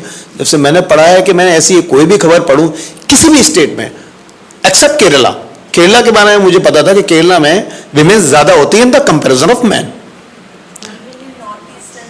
Oh yes, oh great, yes. Otherwise because I am from UP, तो मैं ज़रूर यूपी और दिल्ली की बात करूंगा. वहां मैंने कभी ये नहीं सुना. राजस्थान में कुछ समय पहले तक, थैंक गॉड, अब बंद हो गया होगा. आई होप टचवुड के बंद हो गया हो, कि कन्या भ्रूण हत्या जो चल रही थी वो बंद हुआ हो. इसके लिए मैंने स्पेशली एक कंसेप्ट ही निकाला था. और बहुत छोटी सी बात है, ऐसे ही बताता हूँ आपको कि पोस्ट मॉडर्निज्म क्या होगा अगर हम लोग आगे बढ़ जाते हैं आज से 50-100 साल बाद. तो होगा ये कि मर्द बहुत ज़्यादा कम होंगे, कहीं ना कहीं अपना बचाव कर रहे होंगे, और ज़्यादातर जगह विमेन्स होंगी जो उनको हैंडल कर रही होंगी. तो पेट्रियार्की ना रहकर मैट्रियार्की आ जाएगी. And I think actually it's right for them, क्योंकि अगर समय रहते वो नहीं संभले और उन्होंने ज़्यादा किसी को दबाया, तो ये कहते हैं ना कि आप जितना जिस चीज़ को दबाओगे एक दिन वो तूफान की तरह या ज्वालामुखी की तरह फटकर सामने आती है आपके. तो उससे ज़्यादा बेटर है कि वो ना करें ऐसा. और वुमेन एम्पावरमेंट के लिए मैं हमेशा ये भी सोचता हूँ कि मतलब हम क्यों करें उन्हें एम्पावर, हम क्या कर सकते हैं इसके लिए. मतलब वो अपने आप में एम्पावर हैं. मैं हमेशा ये सोचता हूँ कि वो अपने आप में एम्पावर हैं, तो मैं किसको क्या एम्पावरमेंट दे सकता हूँ. मैं अगर अपनी वाइफ को, अगर वो काम करना चाहती हैं, तो मैं परमिशन भी क्यों दे रहा हूँ. मुझसे पूछने की भी ज़रूरत क्या है. इवन एक्चुअली देन तो मुझे भी परमिशन ले लेनी चाहिए कि हाँ, क्या मैं जाकर रेडी जॉकी का काम कर सकता हूँ, मैं रात को शो कर सकता हूँ, क्या मैं शूट पर जा सकता हूँ, ये मुझे भी पूछना चाहिए. एंड तो ये मेरे लिए बहुत इंपॉर्टेंट बात है जिसको लेकर मैं बहुत इमोशनल होता हूँ. और हाँ, तो वो फेमिनिज्म वाली बात, आई एम सॉरी, मैं इसलिए कहता हूँ क्योंकि मैंने एक एमा वॉटसन की स्पीच देखी थी जो उन्होंने यूनाइटेड नेशन ऑर्गेनाइजेशन में बोली थी, ही फॉर शी. तो अगर आपने नहीं देखी तो प्लीज़ देखिएगा, यूट्यूब पर अभी है. उन्होंने बड़ी अच्छी बात एमा ने उसमें बताई थी. वो कह रही थी कि फेमिनिज्म वाला मतलब ये बिल्कुल नहीं है कि आप अपनी पावर को या जो कानून दिए गए हैं उसको अलग से यूज़ कर रहे हैं. अब बीइंग अ लेडी उसने बड़े खूबसूरती से बात रखी. फेमिनिज्म का मतलब ये है कि मैन और विमेन एक साथ हैं, इक्वल हैं, एक जगह पर हैं. उन्होंने सही मायने में उसकी सही परिभाषा बताई. तो ये मेरे लिए बड़ा इंपॉर्टेंट है. और ये मैं देखता हूँ कुछ जगह, मैं आपको बताऊंगा, बस चलते चलते थोड़ी सी बात रह गई है. वो ये कि मैंने मेट्रो में ऐसा देखा. और मैं डीएन नगर से, जो मैम आज आपने बड़ी अच्छी एक बात बोली थी, मेंशन की थी शीतल मैम, कि अगर हम लोग देख रहे हैं मैन और विमेन में हम इक्वलिटी की बात करते हैं, विमेन एंड विमेन में हम इक्वलिटी की बात नहीं करते. तो मैंने वहाँ पर बेचारी 60 अबव और 65 अबव लेडीज कुछ देखी थी, और कुछ यंग जनरेशन की जो लड़कियां हैं वो आकर बैठ गई थी. Even actually they could have give their seats to them, लेकिन उन्होंने बिल्कुल ऐसा नहीं किया. और मुश्किल से 2 या 4 स्टेशन की बात थी. They should do that. और मैंने उनसे बोला भी कि यू शुड डू दैट.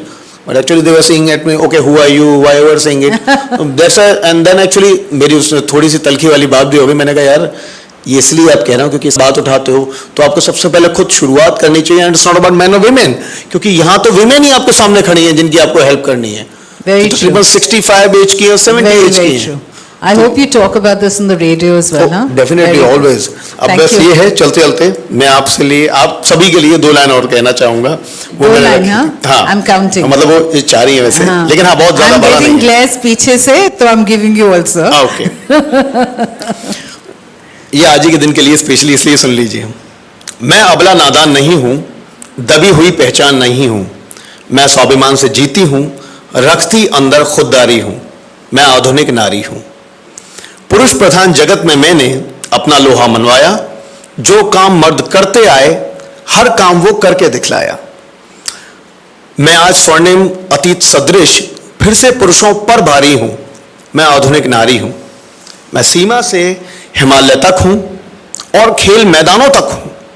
मैं माता, बहन और पुत्री हूं, मैं लेखक और कवियत्री हूं, अपने भुजबल से जीती हूं, बिजनेस लेडी व्यापारी हूं, मैं आधुनिक नारी हूं.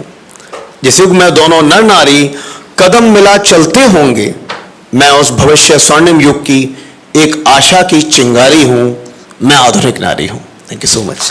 Very nice. Thank you so much. 2 line से ज्यादा था, मैं माफ कर ये दिया 6 आपको. था. Thank you. So, I think we can take a couple of questions maybe. No, we can't. Sorry. We can't take any questions. So, you can send them through ESP to us. So, thank you all very much for your time. And I shall hand over the mic. Thank you very much, my able-bodied panelists, for all your time.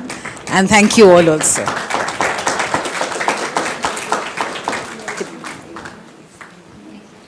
Thank you. नहीं time तो नहीं लिया लेकिन काफी कुछ अच्छा बोल दिया आपने. But please be on stage. Please be on stage here. All right. Can we have a huge round of applause for the panel? Token of our appreciation. I'd also request Mr. Inder Rajani to be ready for the next this thing. Is Advocate Amit Sharma here?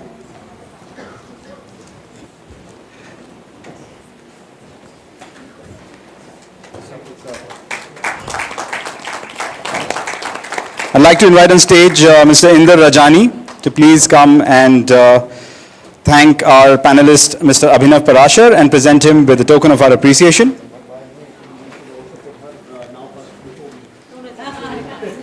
Ladies first का सब गया अभी. खुद empowerment की बात कर रहे थे यहाँ बैठ के. पढ़ाई करके आए थे सब.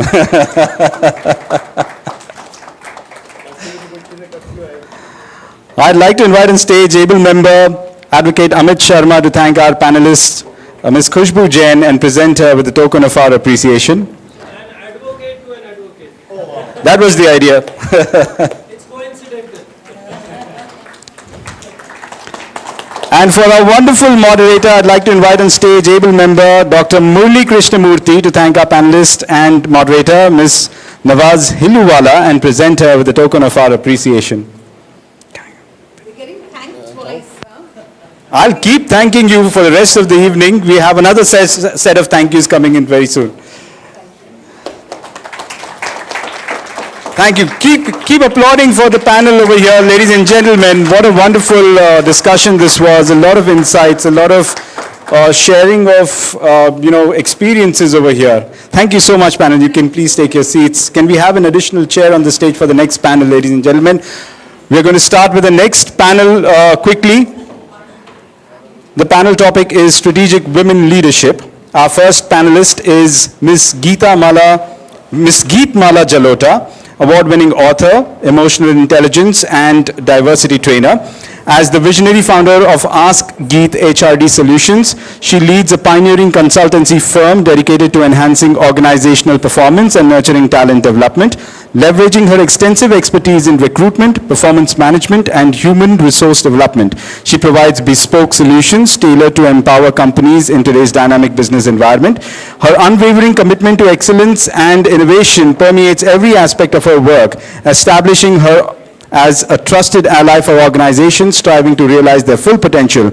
With a sharp focus on training, she specializes in emotional intelligence and diversity, equipping organizations with essential tools to cultivate inclusive cultures and unlock the full potential of their workforce. Additionally, she offers ghostwriting services, crafting captivating biographies and insightful process studies that encapsulate the essence of individuals and organizations alike. An accomplished author of 2 acclaimed books, The Shattered Ceiling and the more interesting one sounds like, this is the more interesting one, Have the Women Left Venus? She brings her wealth of experience to bear as a hiring expert, performance facilitator, and corporate HR specialist. With a track record of success spanning years, she remains dedicated to driving impactful change and fostering growth in every endeavor. I'd like to invite on stage Professor Ujjwala Kavde to felicitate Ms. Geet Mala Jalota.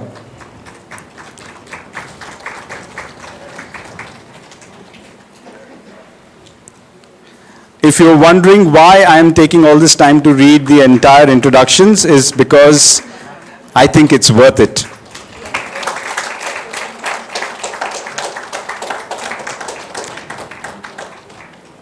Our second panelist. I would just like to intervene. This is the latest book that she has written. I said I will take the privilege before she talks about it. These books are available outside at a very nominal price, which I think you all should go for it. And today the privilege is not only the price, but you could get it autographed by the author herself. So this is the book, a wonderful book which goes very much with the title. It's The Shattered Ceiling. So that's it for all of you. Thank you, ma'am. Ma'am, please have a seat. Our second panelist is Mr. Anand Chari, additional GM, SME and Startup Business Development at BSE. Anand Chari, Deputy General Manager at BSE, brings over 30 years of BFSI experience, specializing in retail and institutional sales, channel development, and branch network management, with expertise garnered from roles at prominent mutual fund companies like SBI, ICICI Prudential, and Tata Mutual Fund. He now focuses on SME and startup business development at Asia's pioneering stock exchange. An influential figure in the industry, Chari facilitates SME listings on the stock exchange, empowering promoters to realize their full potential. He is a respected speaker at prestigious forums such as MSME, CII, and FICCI, sharing insights on capital market utilization by SMEs. Mr. Chari has played a pivotal role in launching India's first startup platform in 2018, contributing to BSE's status as the largest SME platform in India, with 492 listed companies and 125 in the pipeline. These listings span 17 sectors, raising significant capital and market capitalization. The success of BSE's platforms has garnered recognition from national and international organizations. BSE's strategic collaborations with the state government, chambers of commerce, and financial institutions underscore its commitment to fostering growth and innovation. Through MOUs with entities like HDFC Bank, Yes Bank, and various government bodies, BSE continues to derive entrepreneurial development and market expansion. I'd like to invite on stage Mr. Anand Chari, and I'd like to invite on stage Dr. Pawan Kaul to felicitate Mr. Anand Chari. So much felicitation and facilitation happening over here.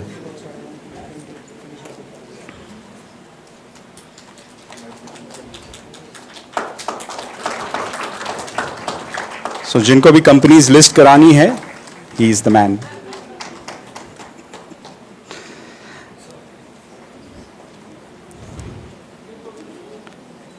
I'd request Mr. Chari to please have a seat. Our third panelist is Ms. Cheryl Pereira, co-founder Cheryl's Cosmeceuticals. I hope I got that right. Ms. Cheryl Pereira, renowned as the co-founder of Cheryl's Cosmeceuticals, India's trailblazing skincare brand, has left an indelible mark on the industry. Her passionate dedication of over 25 years propelled the brand to be acquired by global skincare giant L'Oreal. With an extensive distribution network spanning 10,000 salons across India, Cheryl's commitment to catering to the needs of Indian women has been unwavering. Acknowledged by the Government of India's Principal Scientific Advisor Office as one of the top 75 women in STEM, Ms. Pereira extends her influence beyond business. As Director of Take Charge Mentorship, she has positively impacted the lives of over 600 young adults in Mumbai, fostering their personal and professional growth.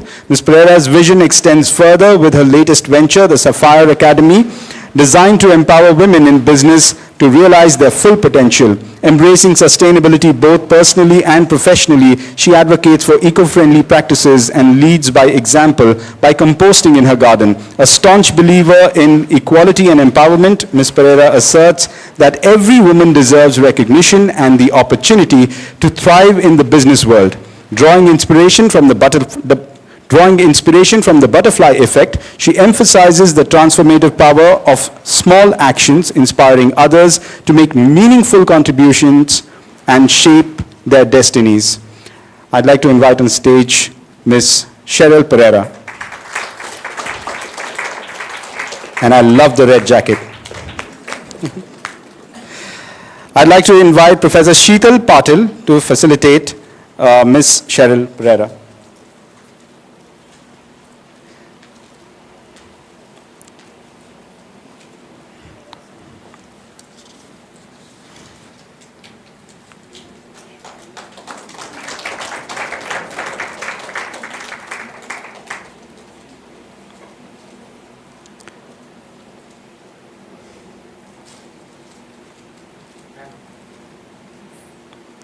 And while the photograph is taken, I shall invite our next panelist, Ms. IT, Financial Services, Education, and ITES. She is widely recognized for her expertise in strategic HR, organizational development, and leadership coaching. As a thought leader in HR, Ms. Lawley champions conscious leadership, coaching, talent engagement, culture, and the future of work. Her unwavering dedication to fostering diversity, equity and inclusion, DEI, is evident in her efforts to cultivate inclusive workspaces and instill a people-first ethos wherever she goes. In her esteemed role as Chief Human Resources Officer at Datamatics Business Solutions Limited, Lolly brings a wealth of experience and expertise to drive HR strategies aligned with the company's vision and values. Her leadership plays a pivotal role in fostering a culture for growth and empowerment, enabling employees to reach their full potential within the organization. Her relentless commitment to enhancing people and organizational effectiveness reflects a belief in the transformative potential of talent investment. With a focus on cultivating sustainable organizational cultures and nurturing future leaders, she is instrumental in creating environments where every individual can thrive. I'd like to invite on stage Ms. Lolly Vadashri, and I'd like to invite on stage Professor Sheetal Patil to facilitate Ms. Lolly Vadashri. And finally, yes, she's smiling over there, the moderator of this group, Ms. Gauri Das, Senior VP and Head of HR India, Factoring and Finance Solutions Private Limited. Ms. Gauri is an engineer turned HR professional with dual masters in HR and psychology, is a highly respected figure in the industry. She is not only a TEDx speaker and author, but also a recipient of multiple prestigious awards, including Economic Times, Young HR Professional, HR 100 Under 40, Top 200 Global Voices in Leadership, Top 10 Global Women in HR, Most Followed HR Professional on Social Media, LinkedIn Person of the Year, and Top 10 Must-Have Connections on LinkedIn. With 16 plus years of experience, she excels in aligning HR strategy with business goals, driving performance and enhancing employee experience. Possibilitarian is the word that defines her well. She believes, be limitless, be a possibilitarian. She's known for her innovative approach in automating HR processes and is a mentor at institutions like IIT Bombay. A passionate speaker, she has graced numerous national and global forums, advocating for leadership and empowerment. She actively contributes to various publications and initiatives, particularly focusing on women empowerment through her lenient circle called Leaders Lifting Leaders. I'd like to invite on stage Ms. Gauri Das. And I'd like to invite Professor Archana Sakure to facilitate Ms. Gauri Das. I would like to appreciate the photographer as well for being present over here.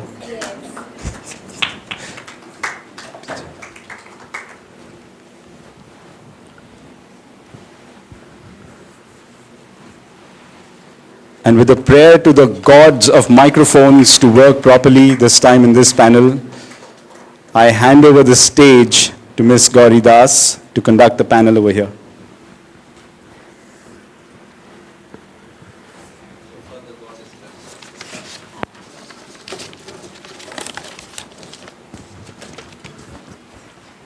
The mic is all yours. Good evening, everyone. So you are still awake. I'm sure after a wonderful keynote and a super brilliant panel discussion, everybody is awake. And we were highly entertained also with the lines that you shared. So it was really amazing. Thank you so much. We want that these discussions may not be required. But today the scenario is bad. If we talk about percentage of women CEOs in India, it's around 5%. Board seats around 12%. Women in STEM are also very less, around 30%. From where you take the data, it also is dependent on that. But overall, the scene is not so great, and that's why we are going to discuss about the initiatives that we should be taking, where we are today, and what can be done at your workplaces, be it as MSMEs, SMEs, or corporates, to enhance women leadership. Now, if we look at the recent report, it says that the top 2 barriers for women's growth is, 1, domestic responsibilities, household responsibilities. And the second area is biases and stereotypes that women have to take care of. So I'm sharing story of Renu, which I'm sure you would be able to relate with. Renu and her mother. So Renu works with an MNC. She is in a leadership position, and her mom, they come from a large city, and they decided to go for a home loan. Basically, her parents decided to go for a home loan. So they went to a PSB, Public Sector Bank, and I'm sure many of you would be able to relate to it. एक दिन में वहाँ कोई काम नहीं होता है. And the servicing officer was AGM level woman. AGM is a mid-level position in most of the PSUs, PSBs. So they go there, they talk to her, they try to get things done. लेकिन नहीं होता है, as we know. So they have to go back next day. जब next day वो जाते हैं तो file गायब हो जाती है. And as I said, the woman was on the other side of the table. So Renu's mom says something which shatters Renu's confidence.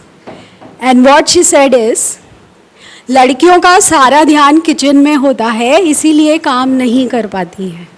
Because the file was lost. So she is not focused on her work, she is focused only at home. And that's what is coming from mom of a woman in leadership position. This is what the state of affair is today. And talking about workplaces, we have so many barriers. लड़की है, नहीं हो पाएगा, काम मत दो. And I have been part of various appraisal discussions where they will say, no, she would not be able to manage it, रोने लगेगी, confront नहीं कर पाएगी, client को कैसे handle करेगी. So biases are galore. There are so many biases that we still work with. And from where the biases are coming, like I said, it's deep conditioning. The mother is saying something, right? And it passed on to next generation also. I was once talking to CEO of a large NBFC, and I asked him why the whole thing, as you would, must surely be able to relate, that why this whole thing of women is on CEO. Definitely there are global targets also. And after that it goes to CHRO. Uske baad nobody cares about this agenda. And why does it happen? And he says, nobody amongst us, most of us have not seen our mothers working. And that's why we are not able to accept it. I have not seen my mother working, and we think that women's place is in kitchen. So that is a stereotype, that is a conditioning that we have. And this is what I'm going to ask the panel also, what they have encountered and how do they address it. So I'll start with you, Geetmala.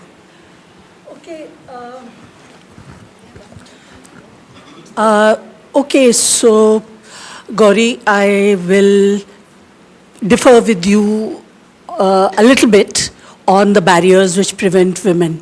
Okay, now in India, if all of us are aware of the history of the Indian woman, and the barriers have never stopped us. We just need a motivation. Okay. And so I think it is lack of motivation. Now, I realized this when I started working on my own. And after 3 years of doing business development to get some, work on performance consulting, I gave up. Why? Because everywhere I would go, even though it was the HR head I was meeting, but all decision makers were men. The general assumption is that HR में तो, women भरी हुई हैं. ठीक है, भरी होंगी at the junior level, but the decision maker was always a male. And for me, it was an excuse because he's a male, he doesn't want to give me the project. But I said, no. There is, here I am, again perpetuating a myth. I don't want to do that. I had read all the books, Lean In and blah, blah, blah. And I differed from what Sheryl Sandberg had to say. That, you create this group of lean in, women should lean into their careers. I said, all that is not relevant for India. And we are all just passing on rumors that we have heard. So I started doing research.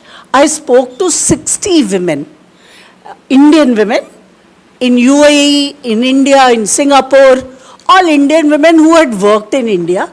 And I sliced. It was a qualitative interview, and so what I saw, that it is not domestic work which prevents women. or what, forces them to leave work. It is the fact that they have nobody to talk to. Their work is the biggest motivator. Why they get up in the morning is because they are going to work. She doesn't want to tell her husband also, what are the problems I'm facing? Because husband will say, "Rehne de na, ghar pe baith." She doesn't want to do that. She can't talk to her husband. She can't talk to her mother-in-law because mother-in-law will not understand why she wants to work. Okay? तेको इतना अच्छा husband मिला हुआ इतना कमाता है तुझे क्या जरूरत है काम पे जाने की एंड मदर तो will never say like in my case, my mother, till now, she has never accepted the fact that I am working. But she was a nurse, my mother, when she got married. And I saw her pain. You know, she was a very good nurse. But bringing up the children, all her talent had disappeared. And so I wrote this book because none of the women today, we put them through B's and, they are so well educated. If you look at their degrees are better than the men. But nobody tells them of the reality. What you are going to face. Okay, they'll tell you, okay, you will earn this much, that much. But for women, the reality is different. If they get married, and that preparation we are not doing. So that is the one barrier is that they don't have anybody to talk to, even at the workplace. They can't, will a boss understand if she says, my maid didn't come on time today or my maid has run away? Everybody laughs. It used to happen with me and I used to feel so alone. I can't tell my boss that this is my problem, why I'm not coming on time, but still I am coming to work, even if it is half an hour late. So that is why I wrote this book, because I wanted to understand the women, why they leave the workplace in India. And I know Indian women, they can do wonders. Okay? They are more intelligent than the American women. They're the most intelligent in the world. Like I see in the aviation industry, there are 40% women. And so I said that... India, in fact, has the highest number of women pilots today. Sorry? India has the highest number of women pilots today. Yes. Yes. So why are we not talking about the good things that are happening as far as the corporate this is concerned, corporate sector is concerned? So that is why I wrote this book, and that is why I differ from what you have to say. Yeah, please. I don't have a mic. No, sure. Okay. So I think we have one more here, if it is okay. So good evening, everyone. I'm sitting with 4 people over here, and I'm feeling demotivated now with looking at the speech what she gave.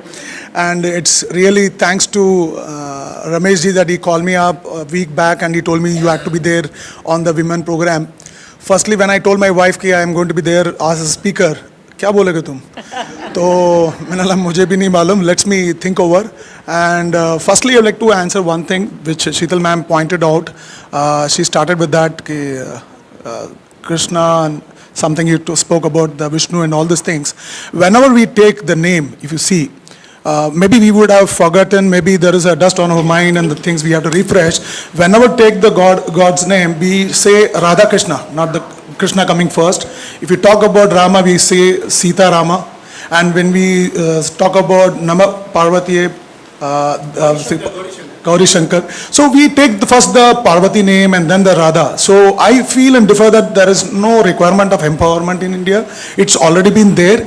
खाली हमको जो धूल लग गया है उसको निकालने की जरूरत है, honestly. And I don't think so we require, as the earlier speaker said, we don't require this type of a program now because it's already empowered.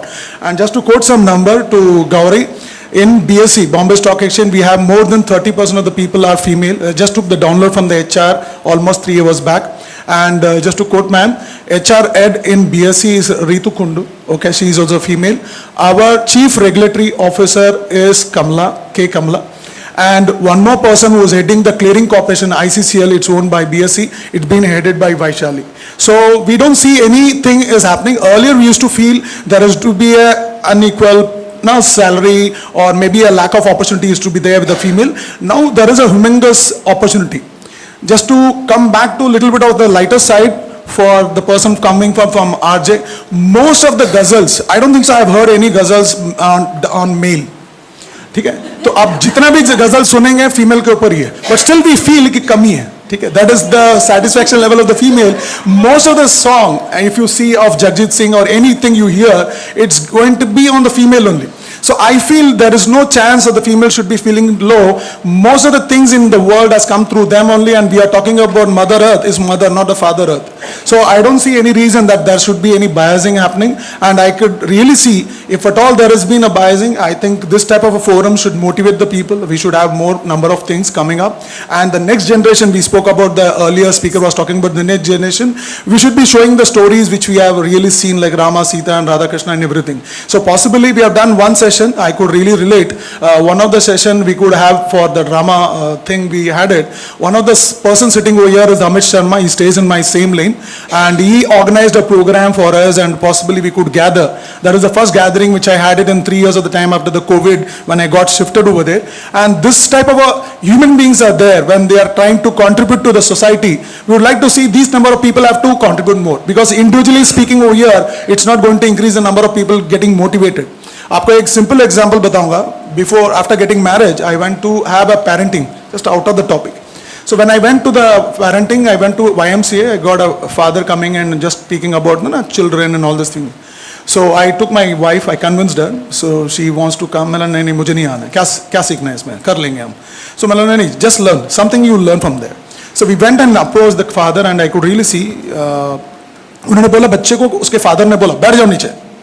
गुस्से में बोला, पहले नहीं बैठा, बैठ जाओ नीचे, मारूंगा मैं. ये सॉट डाउन. सो उन्होंने लिखा कि गुस्सा आ रहा डैडी को, तो बैठ गया. बट वो बच्चे ने एक चीज बोला, भले ही मैं फिजिकली बैठा हूं, अंदर से मैं अभी भी खड़ा हूं. You're getting it? So it's very difficult. You might feel that you are getting the thought or influenced by your this. The motivation has to come from inside. So मुझे नहीं लगता है कि मैं इधर पे 1 घंटा भाषण दे दूं जो मैं सभी फोरम में देता हूं. That is there in you. The way he said, एक फीमेल और एक कैरेक्टर मेरे अंदर है, आपके अंदर भी वो कैरेक्टर है. And I could really see that is happening in my organization, my HR head and CRO and my MD of my clearing corporation. They are making humongous difference. So I feel these type of a forum is required, and possibly some type of a awareness and the mentorship is required to them. Otherwise उनको सब पता है boss. उनको सिखाने की कोई जरूरत नहीं. They manage the maximum thing at home. They manage my kid, they manage my parents, then the maid, and then manage me, coming up with so much of burden and things in my hand. And honestly, it's a salute to the females who are there at home. हमको लगता है कि उन्होंने काम नहीं किया, घर में जो कर रहे हैं वो क्या काम है? That is the thing. I have seen my mother working. Even at 83, she is able to cook. At 11:30 in the night, I reached Delhi. Took a little bit of a late flight because of my conference. I reached at 11:30 in the night in Narayana, sister's place. I told her, "मेरे को सिर बहुत दर्द हो रहा है, mummy coffee बनेगा." Within a fraction of seconds, she was there in the kitchen and she made me. That's the strength of the female. We can't underestimate this. And thanks for this. Yeah. I'm glad there are some positive data points, and you have many women around, but even if today I go to school, I see mostly women coming to attend parents-teachers meeting, means the responsibilities are still not equally divided. And when I am in the boardroom and I talk to my friends also in various networks, they say we or CSR or maximum one more function is women. So board we have not reached 12%, CEO we have not become 5%, so we need to work on it. Let's hear from Cheryl what's happening in the cosmeceutical industry. Let me not talk about the cosmeceutical industry. Let me give you a few examples from my own life. One of the things that we were talking about is that a woman cannot go out and work. But I feel that if you organize yourself and you create a support system around you, you can do anything. I was lucky. I had a maid who lived with me, and I knew she loved my children as though they were her own. I could leave the house and travel nationally, internationally, and I knew they would be taken care of. But I know that, okay, the maid could, organize food, the teacher could organize their studying, the driver would take them to their classes, but they still needed that emotional support. And that was something that I made sure that I gave them, because I was leaving out the other things that are very typically feminine or a woman's job. But the important thing from all of these, I felt, was taking care of their emotional needs. I made sure that every evening that I was home, I would sit down with them and have a chat. So this is one of the things about creating a support system around you if you want to get out and do something in your life. I mean, I wouldn't have reached right where I am if I didn't have my support systems, not only in my personal life, but also in my organization. I built them at level by level, and I knew that I could, leave things to them and delegate to them, because I had built a very strong support system. So on that, that's my answer, and I think most women can do it. It's not that they can't do it, they can. And if a woman wants to work, it's not because her husband is doing well, so why she shouldn't do. I know when I had my first baby, I thought, let me stay home for a couple of years till she's a little older, and then I can go back to work. But within a month, or forget a month, within a few days, I was going crazy. Why? I had no social interaction. There was this little baby who was taking all my time, all my energy, and I was going crazy. I decided better a fulfilled mother than a crazy child and a crazy mother. So this is this is my 2 bits. Yeah, thanks for sharing. Definitely the support network is very, very required, and that's why I founded a Lean In, you mentioned, Lean In Circle. We are around 200 women from 5 countries, and yes, it is all about that safe space to work, and definitely without our support system, we can't step out. No women can, like we say, we never win alone. It takes a village to support everyone, so yeah. So with this, we will hear from Loli what's happening in IT services. Yeah, so thank you for this. So Gauri is actually the reason why I'm actually here.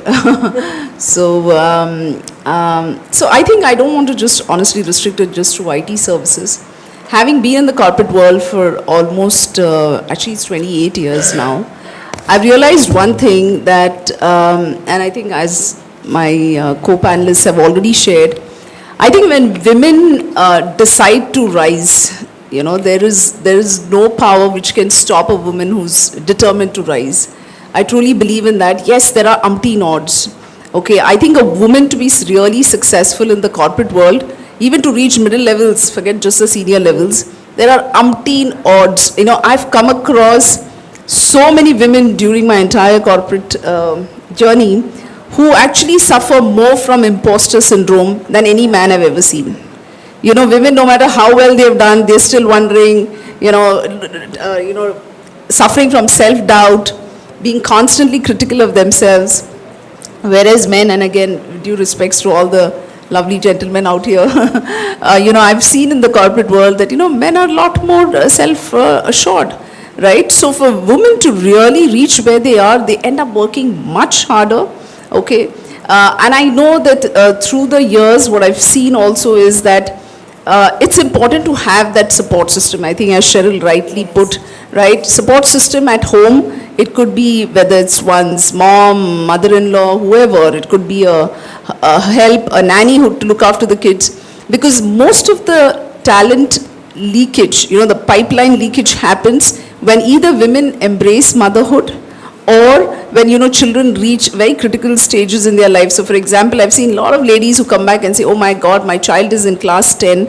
I've been a very career-oriented woman and I'm feeling very guilty now. I think I need to just take a break or a sabbatical, or maybe I'll just quit and I can come back when everything is over. So, at times, and that's the time you need to, sort of reassure the woman and tell her, it's okay, this too shall pass. Okay, the child will finish his or her class 10 and class 12. And how do you make sure that women are able to really sustain during these periods is also very crucial. The fact is, I think bias is real. I was reading a UN report which came out last year which said that 9 out of 10 people, especially women, okay, they actually face bias, right, in some form or the other. So bias is real. Now it can be in various forms and shapes. And I think if we are able to create a space which is inclusive, in my current organization, we've managed to have a diversity ratio of almost 45%. And I think that has happened with very, very conscious efforts to really make sure that women are cared, nurtured. So the minute a woman decides to embrace motherhood, we give her the flexibility, we tell her you can completely work out of home. Her KPIs are reduced by almost 40%. I remember a couple of years back when we first thought of the policy, there was a little, some reactions from the business leaders, oh, how will we manage? I said, you need to look at it in terms of the ratio. How many women will be pregnant and, adopting motherhood at the same time? Not many. And the beauty of it is, when we actually implemented it, the actual percentage of people who availed of it was just at 10%. 90% of the women actually did much more than what their KPIs any which ways were. So this goes to show that women really can give their heart and soul and everything to what they have to their careers. And it's just about having that support system, even within the organizations, to really cultivate that thing that, how do you, you talked about having people to talk to. Having people to, and I think what Cheryl also put rightly, I know of many people, the minute the babies are very young, they are like, oh my God, I can't wait to get back to work. During the COVID, we had a very interesting phenomenon. There were actually ladies coming back and asking us, can you please tell us when the office is starting so that we can come back home? And we were a little surprised. And then when we spoke to them further, we realized that these are ladies who are getting burdened with all the housework plus office work. Okay, and they were like, it's just becoming too chaotic. I think the COVID time especially was a real eye-opener for women, and I think many women have actually felt that you need to have an active career, and not just be. So I think, I think that's where, that's my 2 cents on that. Yeah, thanks, Lolly. So I'm a woman returnee. I came back to workforce twice. First, I followed my husband. He moved around like Sita following Ram, and then because of my daughter. And every time it was difficult. Second time when I came back, I came to Mumbai. I come from a very small village. So it was really difficult. Those days, no Google auntie and no WhatsApp university, so you had no idea what to do. And today, the problem is of plenty. There's so much information around that even if you try to learn something, you don't know what skills do you need, what competencies you need to work on. So I'm going to ask all of you, what do you think women should go ahead with in terms of skills and competencies that they must have? Mike? Okay, so most of my work that I have been doing has been in the SME industry. And I see that one or two glaring things which they need support on. See, I'm not talking about the women who are employed with the multinationals or the well-paying private sector, okay, because they have access to a lot of resources, not only in terms of training, but also in terms of somebody is talking about their own development. Okay, they can talk to their boss about where I want to go in my career, and there are opportunities opening up for them within the organization. And if they don't take it up, then it is their fault. But in the SME sector, I see that women are quiet. And that is what really hurts me. Because I have seen with my own eyes a woman who has worked for 15 years. She is an engineer. She is getting 25,000 salary, and there's a fresher engineer who joins at 15,000, and after 1 year he starts getting 25,000 salary because he is going to the market. I feel it is very unfair. And if she goes and says that, why have you given him salary equal to mine when I have been with you for 15 years? But she cannot go and tell, because her boss will say, ठीक है, तुमने छोड़ के जाना है, तुम जाओ. Because he knows he will get many more women who are willing to come at even less salary, just so they have a job and they can get out of the house for a few hours. they feel that satisfaction.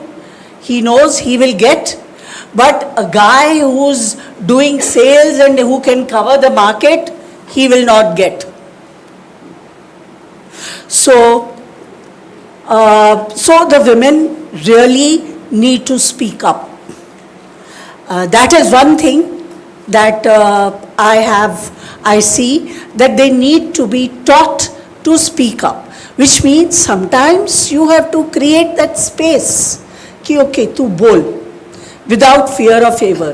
When I wrote my second book, okay, I spoke to 10 women who are pioneers in their field, meaning head of Air India, commercial director of Air India, of Doordarshan. I said, okay, now here are some questions which every girl will have who has not had the benefit of training or mentoring. So I want to ask you that how do you make difficult decisions? I asked them these questions, and so some of these questions which I feel that they need support on. One is, as I said, speaking up. So sometimes you have to give them the confidence कि no, you speak up fearlessly, because they have lot of good suggestions. Okay. The second thing is to enforce their decision. I have seen with my own eyes very well educated women, they make very good decisions, but their boss will override that decision and not tell them, and he will tell somebody else, HR ko, tum usko bol dena, huh? So this is where they need support on how to get their decision enforced. So some of the women shared, like I spoke to an independent director, and she said that, see, I make sure that whatever is my viewpoint is minuted, it is noted down.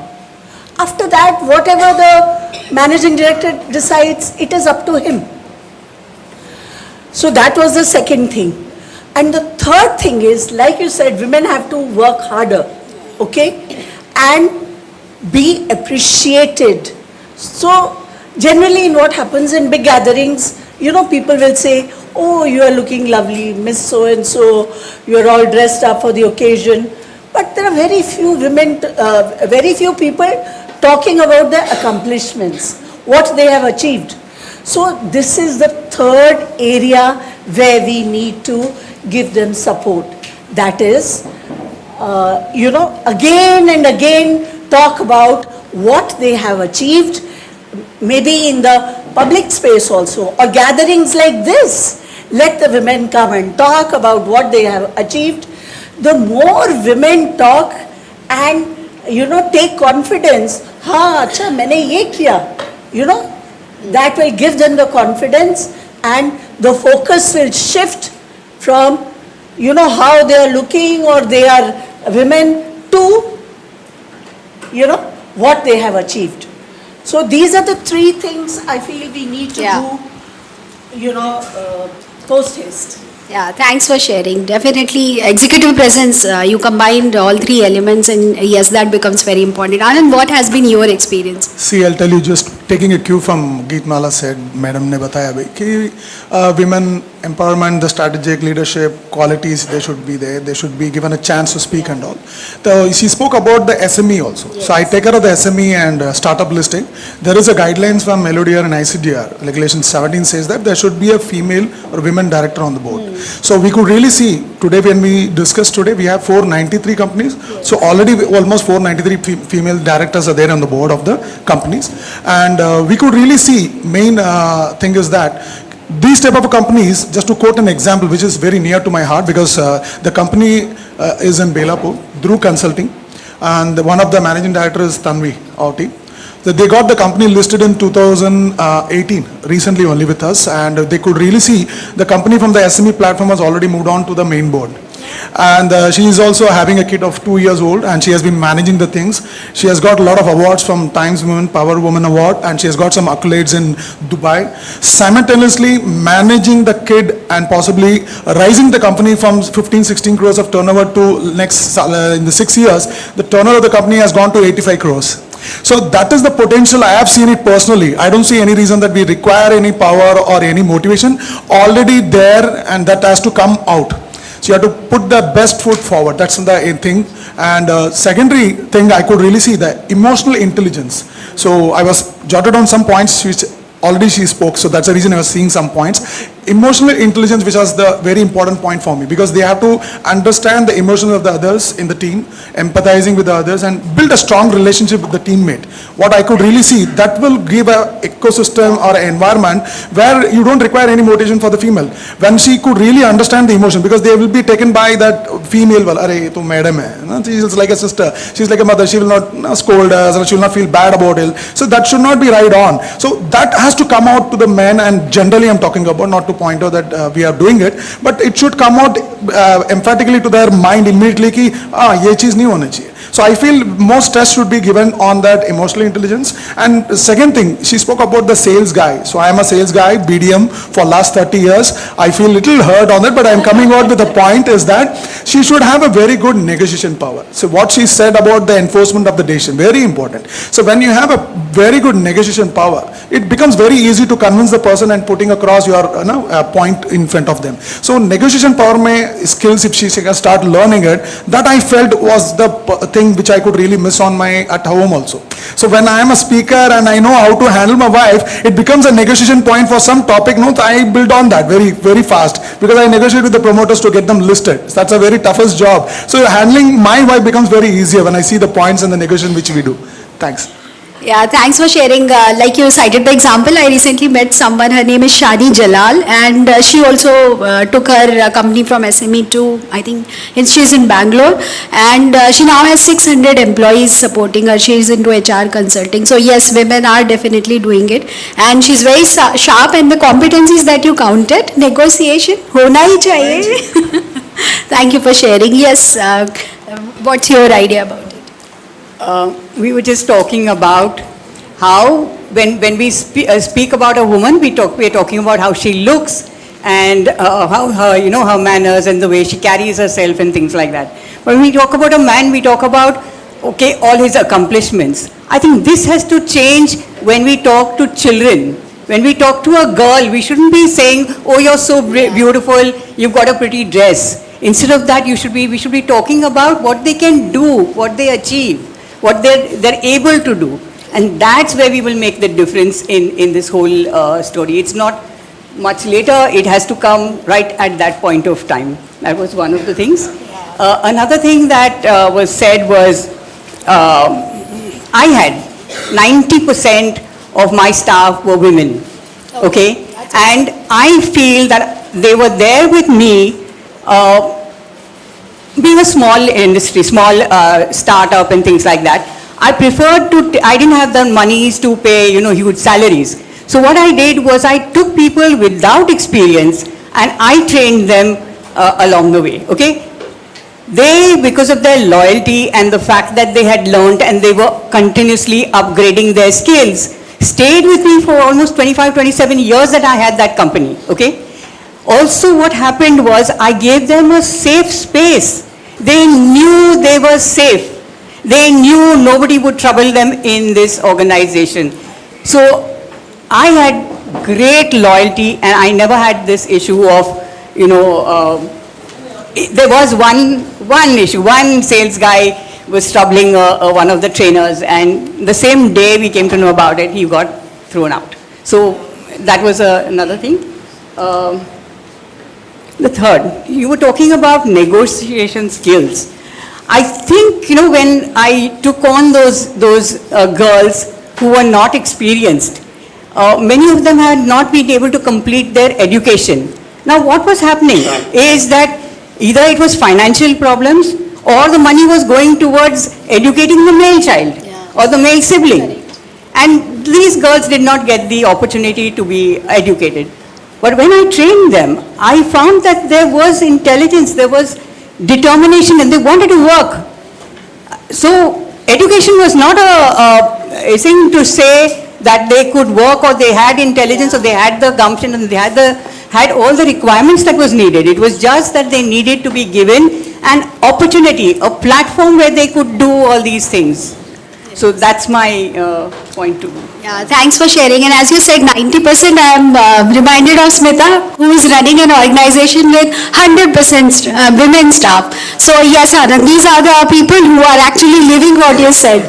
Yeah. Loli, what's your thought on that?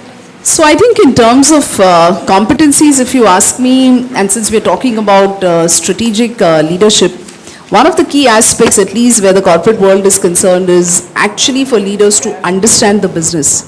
Right? For example, I think last 20 years that I've largely been heading the HR function, I have made it my job to make sure that I understand the business so well that whenever I'm sitting and having any kind of conversation, see, to get a seat at the table, one needs to not just be competent in one's own field, right? So for example, it's like whether it's a person is from finance, HR, or any of the functions.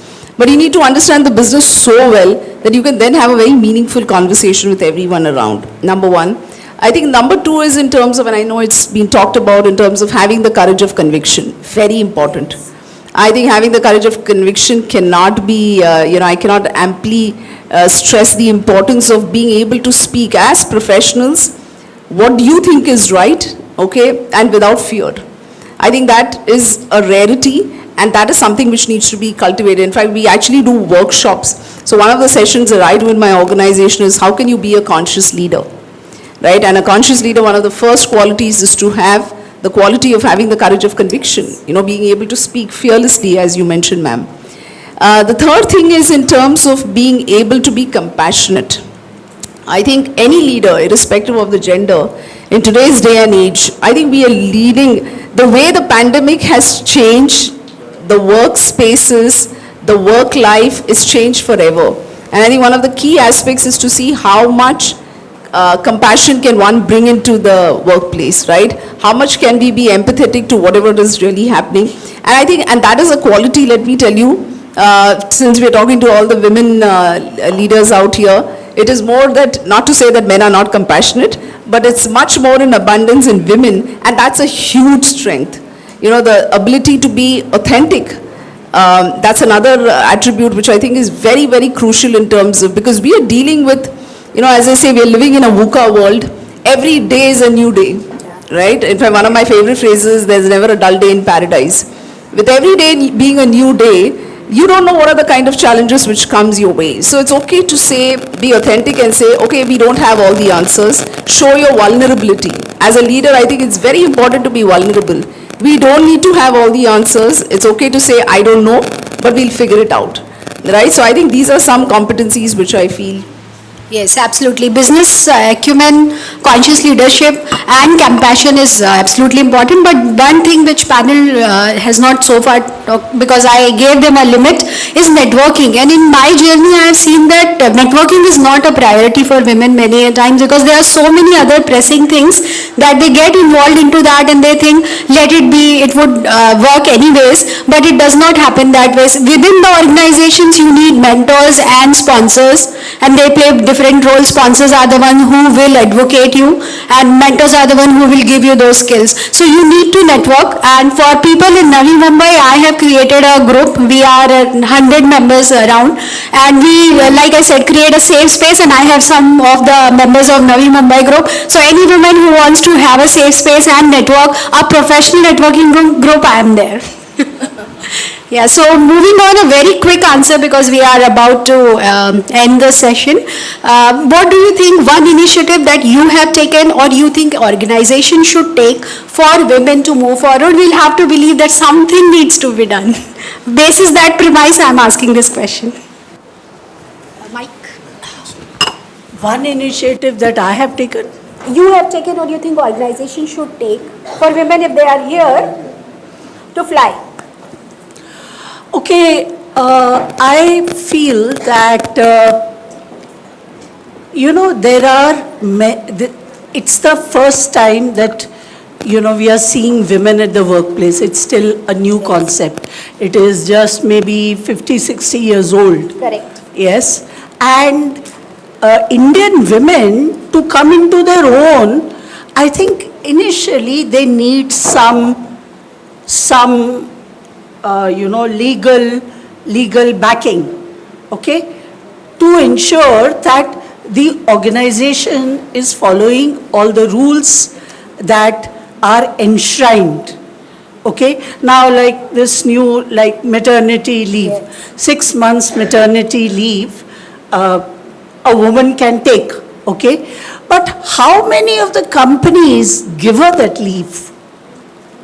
Tell me. The moment the company comes to know that she is expecting, girls are hiding that fact. Now, I can understand from the company's point of view also that it is not sustainable for us. We are a small company and we cannot bear the cost.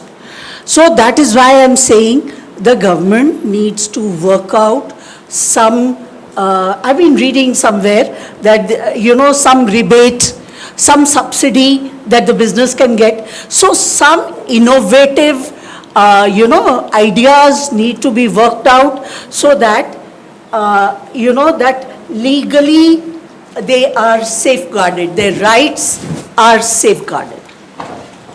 Yeah, rightly said. Just like government gives it on PF, they return 50%. There was a scheme for many years. This should also be started. And you rightly said that this is first time we are seeing women. So first generation, and that is why things like menopause के बारे में हम पहली बार अब बात करना शुरू कर रहे हैं. That is also a very difficult phase in a woman's life. So yes, things are improving. What are your thoughts?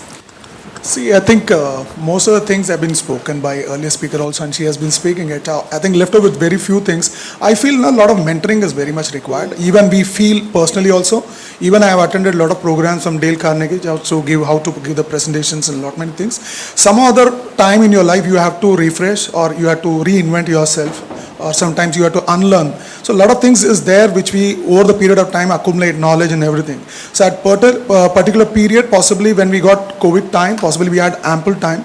That time is the time where I could really see and learn a lot of things, and I feel that is very important for the person to learn and unlearn. So this very important is that if you want to have some type of a mentorship, or she can build something like a succession plan in the company itself, something now you have to motivate. So if you have become a leader, possibly you can have a successor plan.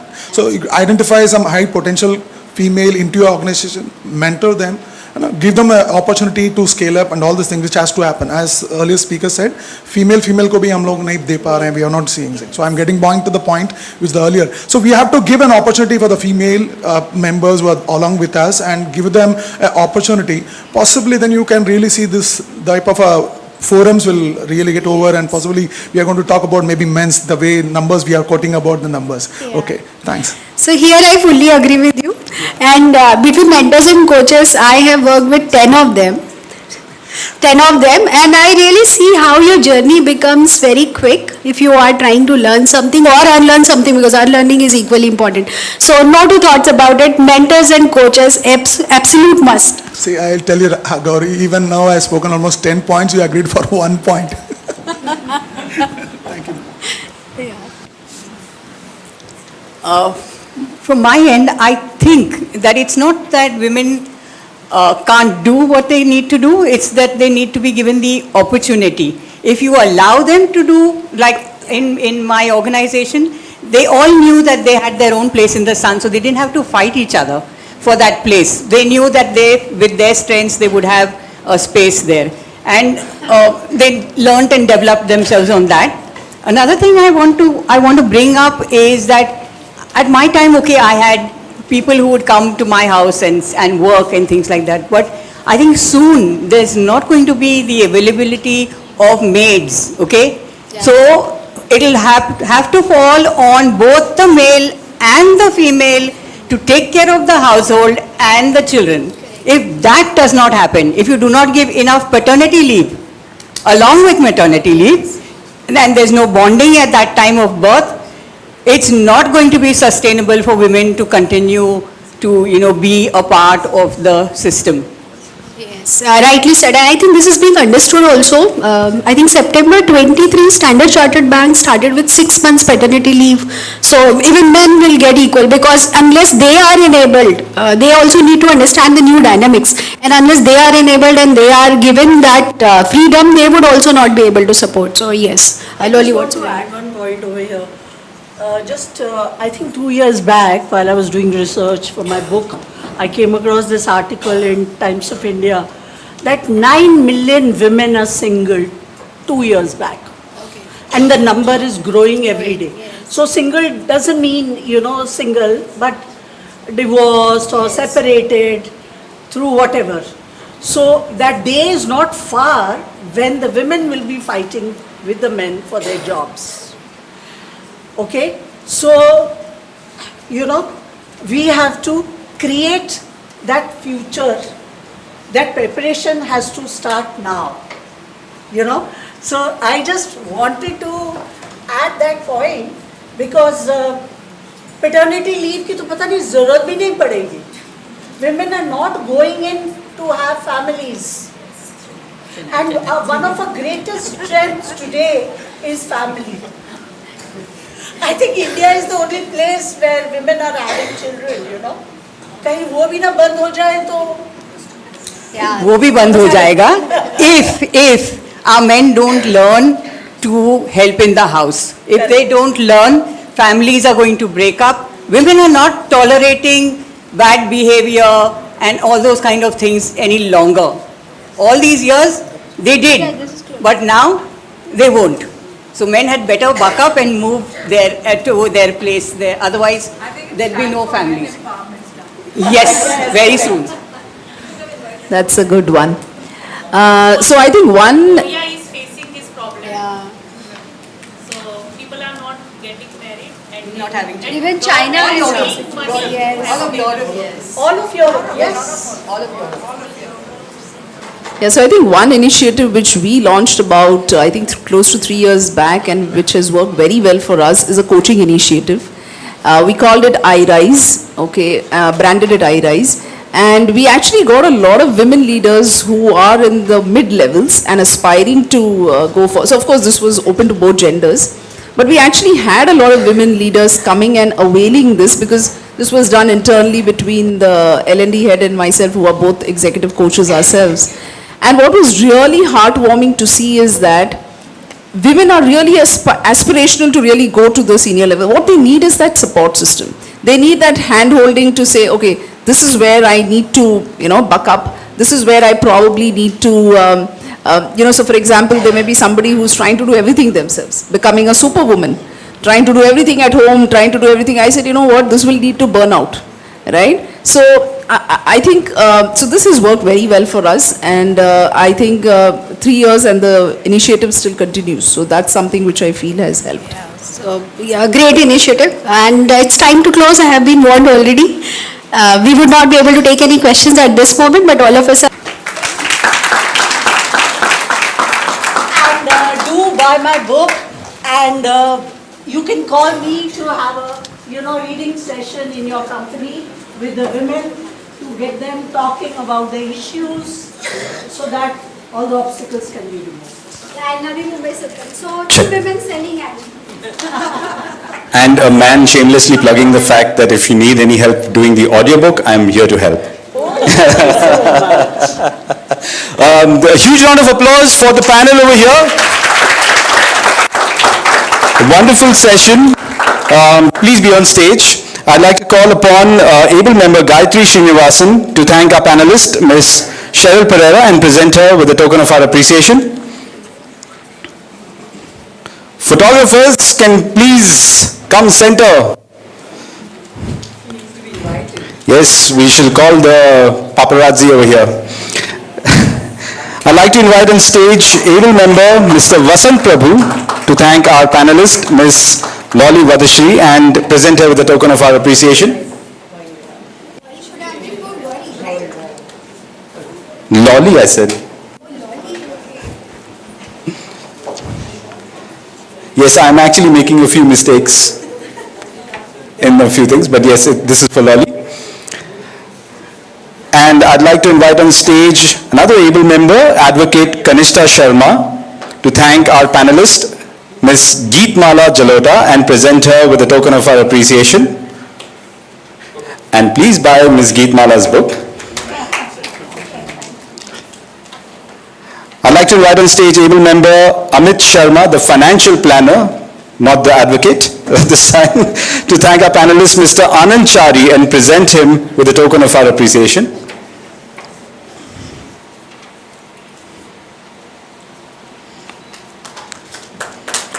Yes, you can keep clapping.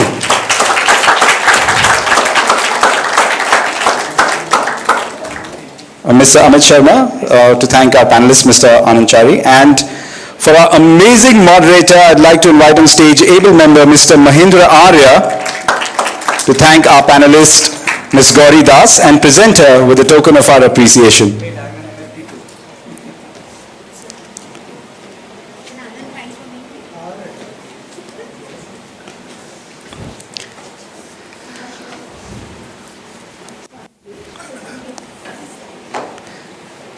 Yes, we can keep clapping. Thank you.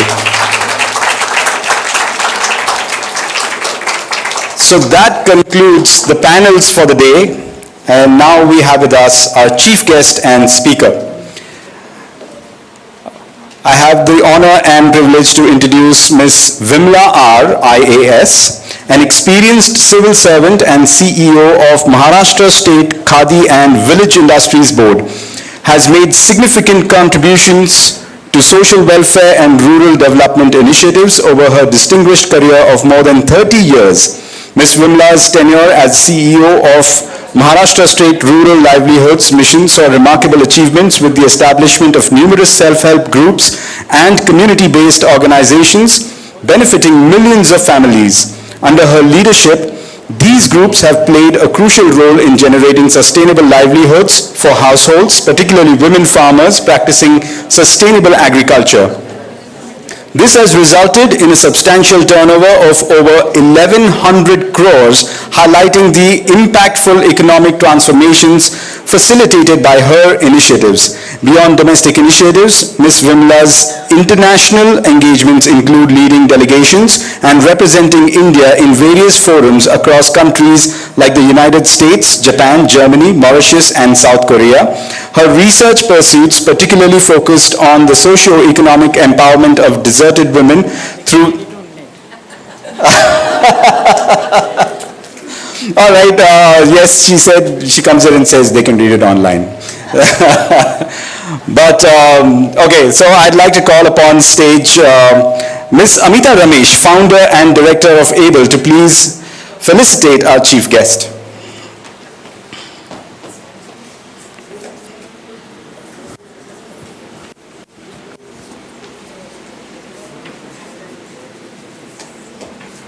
A huge round of applause.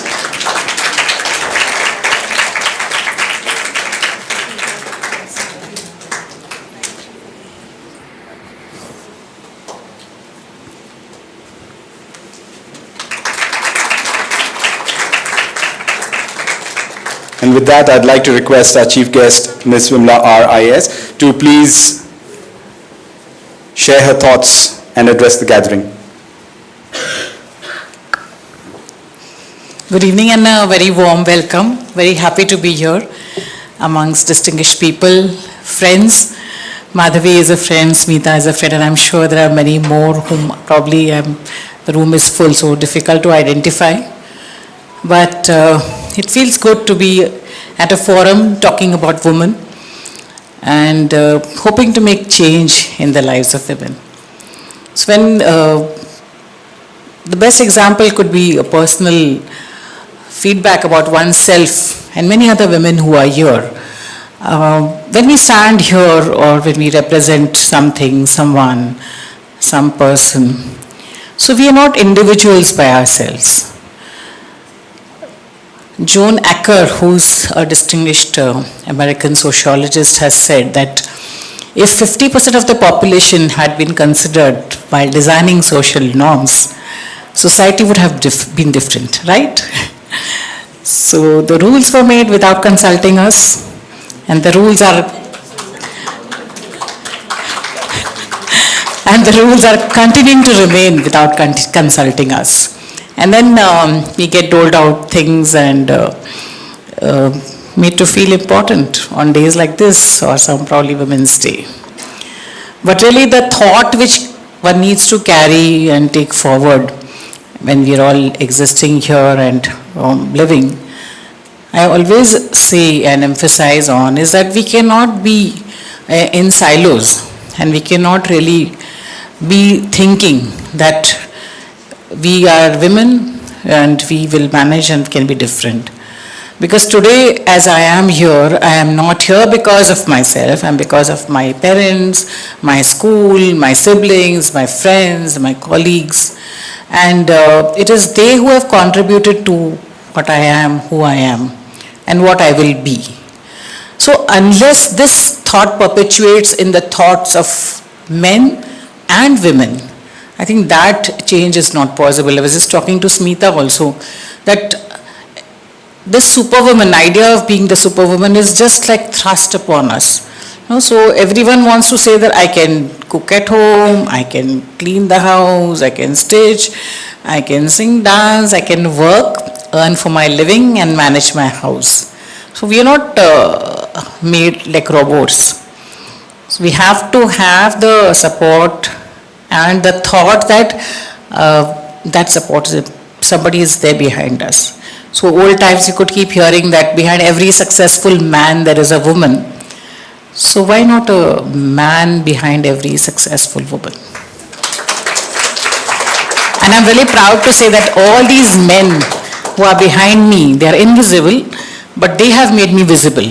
Whether my father, my husband, and now my son. He's my mentor. He's just 18, but I just love the way he inspires me and makes me confident and tells me that, no, you can do this, you can, do whatever you wish to do even now. Because like when one is aging, you have all sorts of, questions in your mind, what you can do, where you will go, what you will be doing. So this is probably the thought which I would like to park in everyone's mind here. A lot of men are here, so I'm very happy because when I go to women events, very few men are there. It becomes so boring, to talk to women only. तो वही लोगों को बोलना नहीं, आपको independent होना है, आपको ये करना है, आपको वो करना है, आपने अपना हक के लिए लड़ना है. तो जागृति भी करनी होती है, बिकॉज लड़ने की बात नहीं है, समझाने की भी बात है. कई बार ऐसे होता है कि हम लोग समझाना चाहते हैं पर लोगों को लगता है लड़ रहे हैं. जैसे मैं अपने ट्रेनिंग के लिए गई थी और there was example of some social things and there was a woman shown as constantly a person who is bickering or fighting. So ऐसे क्यों होता है कि मर्द लोग झगड़ते नहीं हैं, कुछ क्वेश्चन नहीं पूछते हैं क्या? तो उसके लिए मेरे पर इतना वहाँ पे बोइंग हुआ, I can't tell you. बहुत मतलब it was a bad time for me. And then I was like kind of singled out कि ये तो जैसे झांसी की रानी है, इसको तो लड़ना है, जो ये बात है. तो लड़ना तो हमको पड़ता ही है, बिकॉज सच समाज में सारे लोग हमारी बात सुन रहे हैं ऐसी बात नहीं है.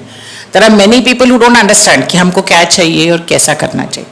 तो दूसरी बात है, मैं कम ही बोलूँगी बिकॉज सब कुछ ये सब सुन चुके हैं आप, पर सिर्फ हमको करना है ये सब, ये मैं आपके दोहराती हूँ. दूसरी बात है कि guilt. Second problem of women is guilt.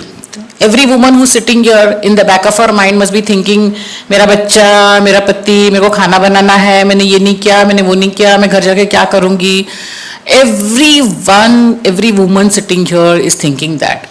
But I'm sure no man is thinking that. सोच रहे हैं, बहुत कम सोच रहे होंगे, एक आध दूसरा जिसकी मैं बीवी हूँ वो सोचता होगा कि यार ये तो चली गई, अभी मेरे को सारा करना पड़ेगा घर पे. But most of the man यहाँ बैठे बैठे तो सोच नहीं रहे होंगे, अपना आराम से बैठे हैं. And they know that when they go back home, they have a cushy evening, cozy evening with the wife probably having had made nice dinner and probably laying the table. अहो काय खाणार, जेवायचं का आता, ताट वाढते मी. तर म्हणजे हे असं असतं, हे सत्य आहे. पण हे सत्य बदलायसाठी आपण सगळे आहोत, बरोबर आहे. आणि मला खात्री आणि विश्वास आहे की आज इथे जे कोणी बसलेले आहेत ते हा मेसेज नक्कीच घेऊन जाणार पुढे, की समाज बदलण्यासाठी आपण सगळे एकत्रित संघटित झालो नाही आणि असं जर विचार केला की फक्त महिलांचंच हा कर्तृत्व आणि विशेष कार्य आहे तर हे शक्य होणार नाही. समाज का एकाने होणार नाही. घटकामध्ये 4 चाक असतात. There are 4 legs for the chair, 3-legged race होता नहीं है, हमारे सरकार में हो रहा है फिलहाल, पर सच्चाई में नहीं होता है। तो अगर हमको साथ चलना है, साथ निभाना है, तो साथ रहना बहुत ज़रूरी है, और यही मैं आपके लिए संदेश देने आई हूँ। और समझती हूँ कि today what I am, what I will be is because of all these people who are there in my life, and I'm grateful to God for having all this support, and I wish and hope that all the women have parents like this, have a husband like mine, and have a son like mine. Thank you.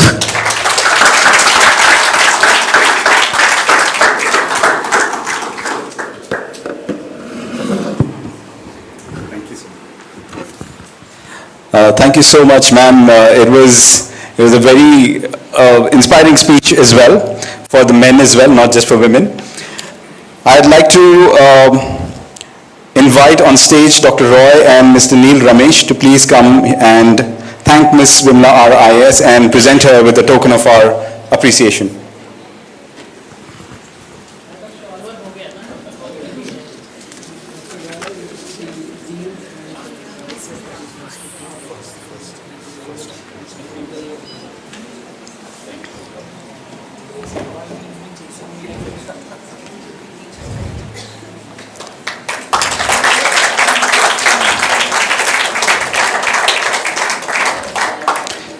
I request the three of you to please be on stage.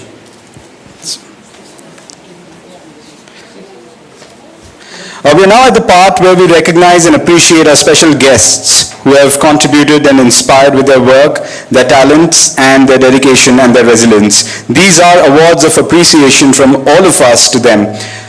The very first person we recognize is a 13-year-old.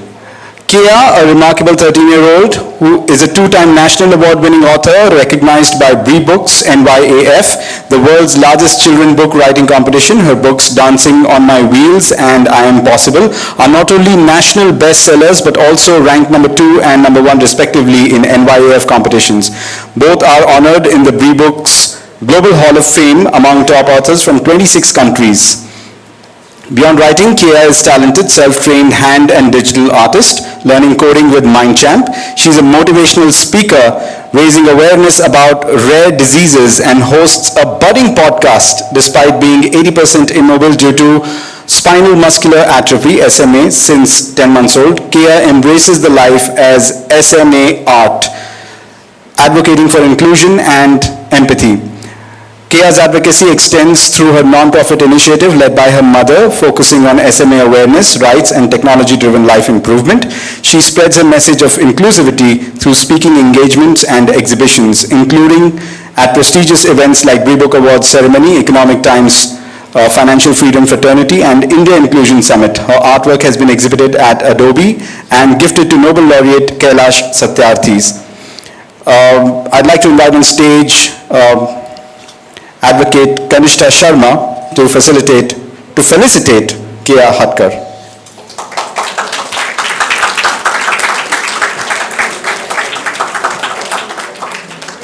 Yes, I can see some people staring at me that I made a mistake.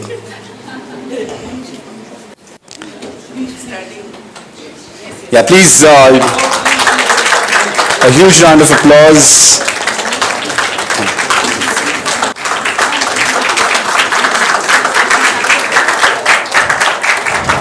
And I'd also like to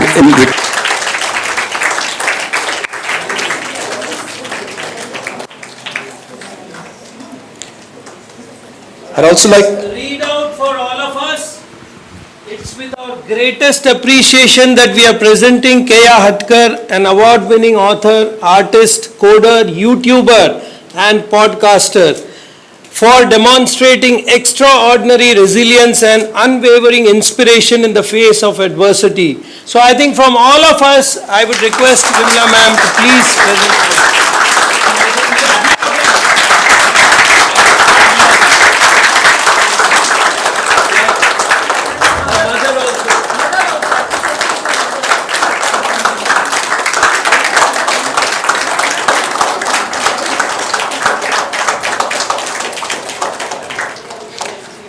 I'd like to invite Ms. Manisha Hatkar.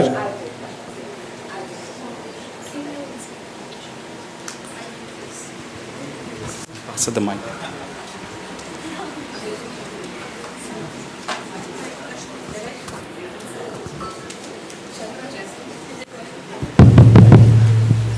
Watch the watch. Check. I'd like to invite Kia to speak a few words.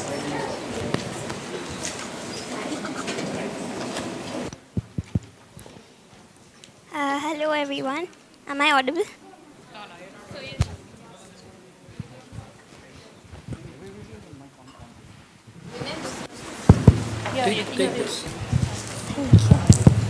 Hello everyone. It's an honor to find myself amidst all of you today. Thank you, ABLE, Bharati Vidyapeeth Department of Management and Studies, and ISTD for recognizing my achievements. If I may ask, what's the first thought that crosses your mind when you see someone like me on a wheelchair? Is it a sympathetic, oh, poor little thing, she must be disabled? Ironic, isn't it? How the very equipment that gives me ability to move around is also a part of my disability. Not your fault. Yes, not your fault. Yes, that's how most of us are conditioned to think. Fortunately, I'm not, else I would be truly disabled in all senses of the word. My life so far has been so close as possible to that of any other child living without a disability. I've studied in mainstream schools and participated in mainstream events meant for my age group. Though I have to admit that this process has not been easy for us as a family.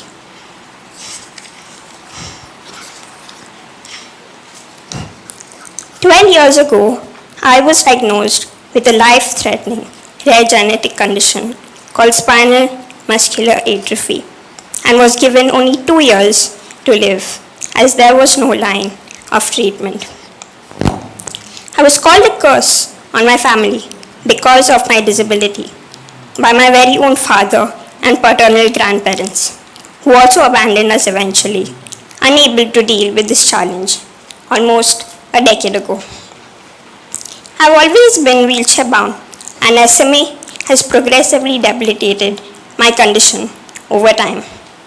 In spite of these hurdles, I have grown up with a never give up attitude.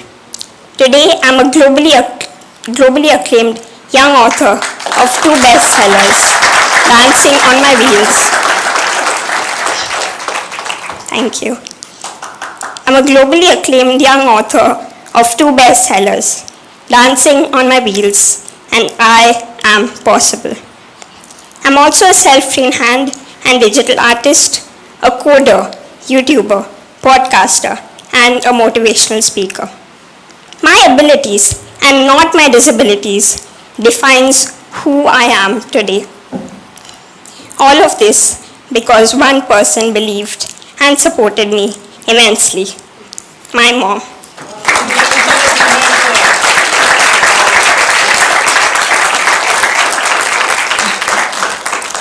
She has been relentlessly breaking barriers to ensure I have felt included in every aspect of life. Sometimes I guess that is all it takes, unconditional acceptance for those living with any kind of disability to rise above their challenges and feel completely included. I feel blessed, and going forward, I wish to inspire others living with visible and invisible disabilities. If I can believe I am possible, so can others like me. Through my books and work, I wish to spread awareness on rare diseases, which I believe is a highly neglected subject today. Last year, me and my mom launched a non-profit initiative to support rare disease families in India called I Am Possible and Smart. we've been actively creating awareness amongst corporates and non-corporates about rare diseases and gathering support through their CSR channels. Be it to access better healthcare, be it to access better healthcare treatments, employment, or educational opportunities. There are 7,000 known rare diseases in our world today, affecting over 300 million people around the globe. Only 5% of which have some formal line of treatment that are highly expensive. Though we are fundraising for our community through this initiative, we fully believe prevention is the key. Hence, our parallel focus has been to conduct genetic screening camps for employees to prevent rare diseases in India. I urge more corporates to step forward to support this cause to help create a healthier race for our country's future. No child born deserves to live a life with any form of rare disability.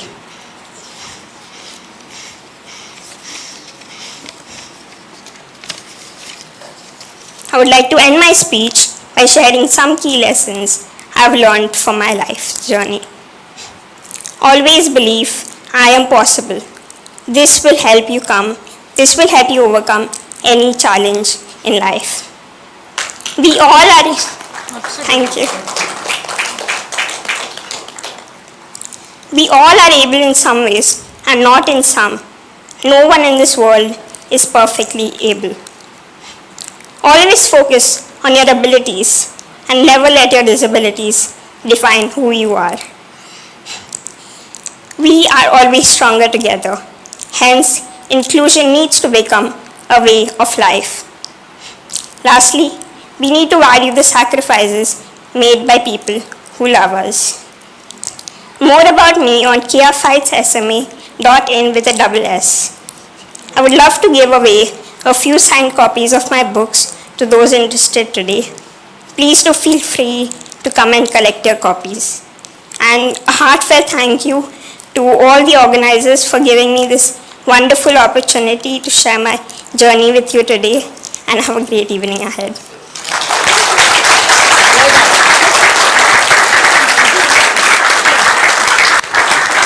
Thank you so much. I would like to say two things. You know, I keep holding the mic for Kea, and that's purely because she can't carry the weight of anything heavy. Okay, so that is the condition of children who are affected with rare disease. But you know, today we're talking in the forum of women empowerment. I've spent actually 25 years working in the Indian corporate real estate sector. And like every woman who was talking very emphatically, I was very career-minded, कि कुछ करके दिखाना है. And I went through 2 pregnancies and gave birth to my children. But Kea taught me about being fully empowered as a woman. I don't think any job in the world can teach a woman. I think, having a child, bringing up a child is probably the biggest learning experience that can happen with any man or a woman on the planet Earth. So I would like to thank Kea for being my new boss for the last 13 years, and I think she has given me the best promotions. So please feel empowered. I think Kea is only talking about possibilities, and if a child like her, who's living with this difficult condition, can fully, believe she's possible, we are all way, more amazing. So all the best to all of you. Thank you so much. Thank you. Thank you, Kea and Monisha. Our next special guest is Mrs. Radhika Katti. Radhika is a resilient individual facing challenges due to right lower leg shortening and hip joint stiffness, resulting in a locomotor disability with a 94% impairment that is permanent. Her disability affects her spine and both lower limbs. Despite these obstacles, Radhika is highly educated, holding MA and MCom degrees, along with a translation diploma from a central government institution and training in system analysis. She is a talented artist known for her beautiful sketches and oil paintings, fueled by her strong mental strength and boundless energy.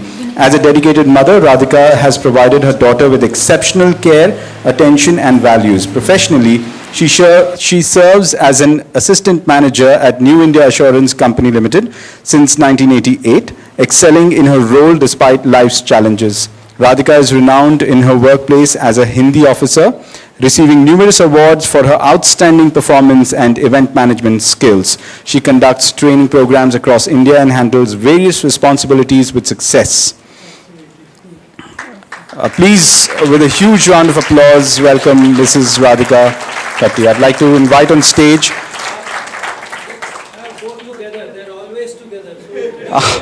Okay. I'd also like to introduce Mr. Bindu Madhav Katti. Mr. Bindu Madhav Katti is a retired manager of finance from Air India. His remarkable achievements and extensive educational qualifications reflect his perseverance and dedication. Mr. Katti holds a Bachelor of Commerce degree from Mumbai University and an MBA in Human Resource Development and Management from NMIMS Mumbai University. Additionally, he has an intermediate level certification from ICWAI, Institute of Cost Accountants of India, and technical certifications in ERP Finance and SAP Finance. He serves as a core team member and trainer at Air India for ERP systems with certifications from Oracle. His distinguished career includes receiving the National Award for Best Employee in the category of differently abled persons from the former Honorable President of India, Shri APJ Abdul Kalam in 2005.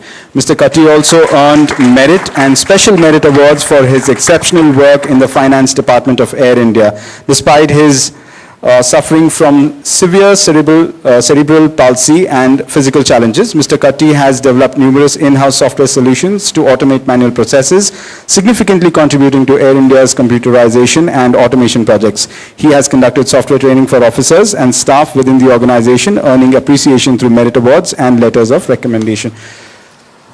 Ladies and gentlemen, a huge round of applause.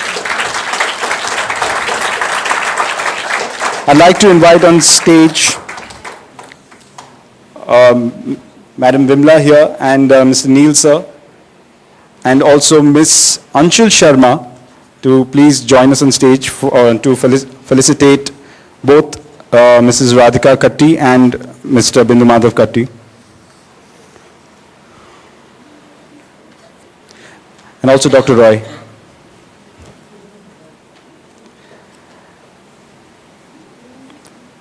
And to present them with a token of our appreciation and the award for appreciation from ABLE.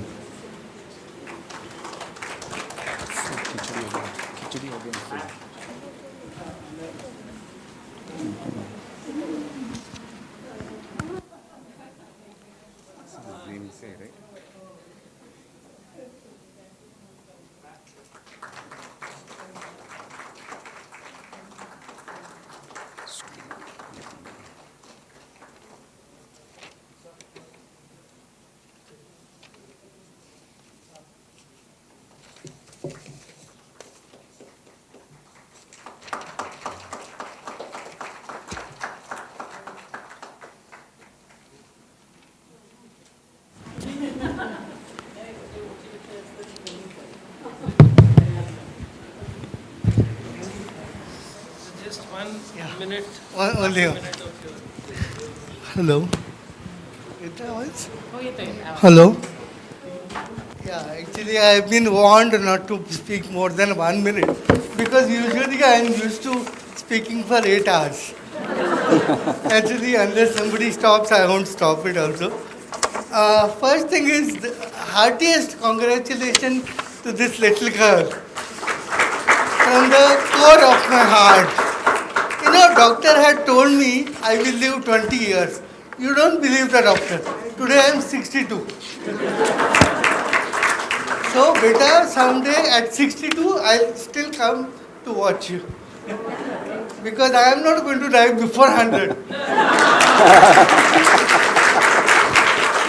Even if God calls me saying that Bindu Madhav, you have got so many problems, please come up. I will tell him wait for 10 days. I have got some more things to do. Anyway, this is just to... we are actually beautiful couples.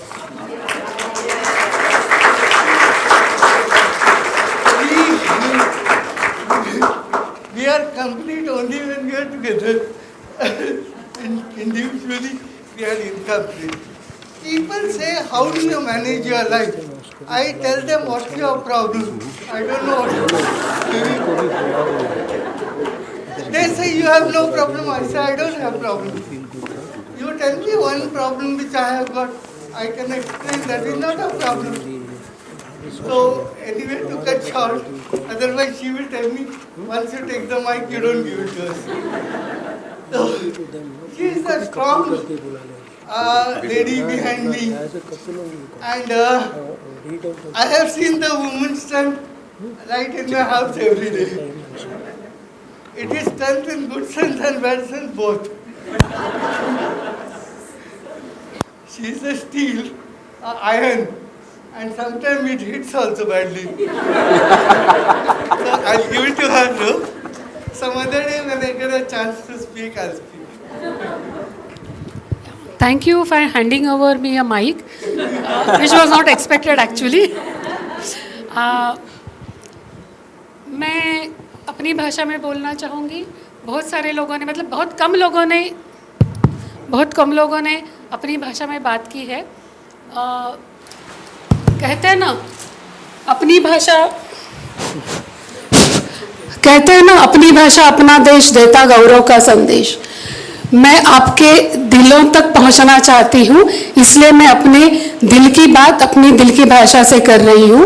धन्यवाद सबसे पहले सभी यहाँ के आयोजकों को कि जिन्होंने इतने बड़े पैमाने पे इतनी सहजता से और सुंदरता से इस कार्यक्रम का आयोजन किया और इस कार्यक्रम के माध्यम से हमें आप तक पहुंचने का मौका दिया.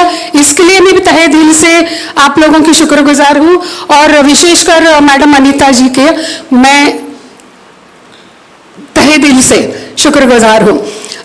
जैसे कि उन्होंने कहा और वुमेन एम्पावरमेंट के बारे में बहुत कुछ कहा गया कि ऐसे वुमेन हो, मतलब महिलाओं को, लेडीज को ऐसा होना चाहिए, वैसा होना चाहिए. मैं एक छोटी सी बेसिक या मूल बात कहना चाहूंगी कि महिलाओं के बिना, without women can any man exist? So our presence and our importance lies in our presence. So हमें अपने आप को जितना गौरव महसूस करना है वो तो हम कर रहे हैं और हमारे गौरव या हमारी ताकत या हमारे प्रेजेंस को अगर हम पहुंचाना चाहते हैं तो ये हम ही है. It is we and only we can make our presence feels to others. So पहले अपने आप को सम्मानित करें ताकि लोग आपको सम्मानित करना सीखे. तो हमें उनको सिखाना है. तो make yourself so powerful and so courageous, so bold, so nobody will take you for granted. That is what I have learned from my life, because it's very difficult to be, being an otherwise abled person or otherwise abled lady especially, and I'm working and having a career oriented mind. तो इसके लिए मैं सभी यहाँ के उपस्थित पुरुष और महिलाओं से कहना चाहूंगी कि अपने आप को जगह बनाने के लिए जद्दोजहद करें कि लोग आपके अस्तित्व का एहसास ले. तो बहुत बहुत शुक्रिया पुनः एक बार. जैसे कि हमें समय की कमी बताई गई है, माइक आने के बाद हम लोग रुकते नहीं क्योंकि ट्रेनर्स है. तो फिर कभी अगर मौका मिले और मैं चाहूंगी कि वो जल्द मिले तो आपसे मुलाकात दोबारा होगी. धन्यवाद. Only one point I want to say, not take more of your time. We both are considered as severely disabled by others, not by us. And when we got married, people were thinking how big mistake both the parents are doing. एक तो normal होना चाहिए यार, ऐसे हम लोग बोलते थे. बट हमें ऐसा लगता है क्योंकि हम दोनों एबनॉर्मल है, we are now good for each other. And she has given birth to a beautiful and gorgeous girl, daughter like you. Madam Amita has met her and she was very impressed by her. But right now she is not here. We have kept her away from her because she should not feel that, oh my God, my parents are like this, so they need me day and night. So when हमें हमारी क्या कहते हैं ना जिंदगी पर छोड़ दे तो अच्छा है, और हम हमारी वजह से हम अपने बच्चे का करियर जो है वो किसी भी तरह से ताक पे नहीं लगाना चाहते थे, इसलिए हमने उसको दूर भेज दिया। जो भी लोग कहते थे हम नहीं कर सकते हैं, वन बाय वन हमने सब कुछ किया और हर बार बहुत तकलीफ हुआ। साइकिल सीखने को मुझे सिर्फ 5 साल लगा और 5 साल के today I have come by car, I drive my own car and wherever the car can go, I go. So there is no restriction about distance and everything. So we are as normal. Different parts of India and retired last year as Additional Director General. He has worked in different sensitive operation theatres,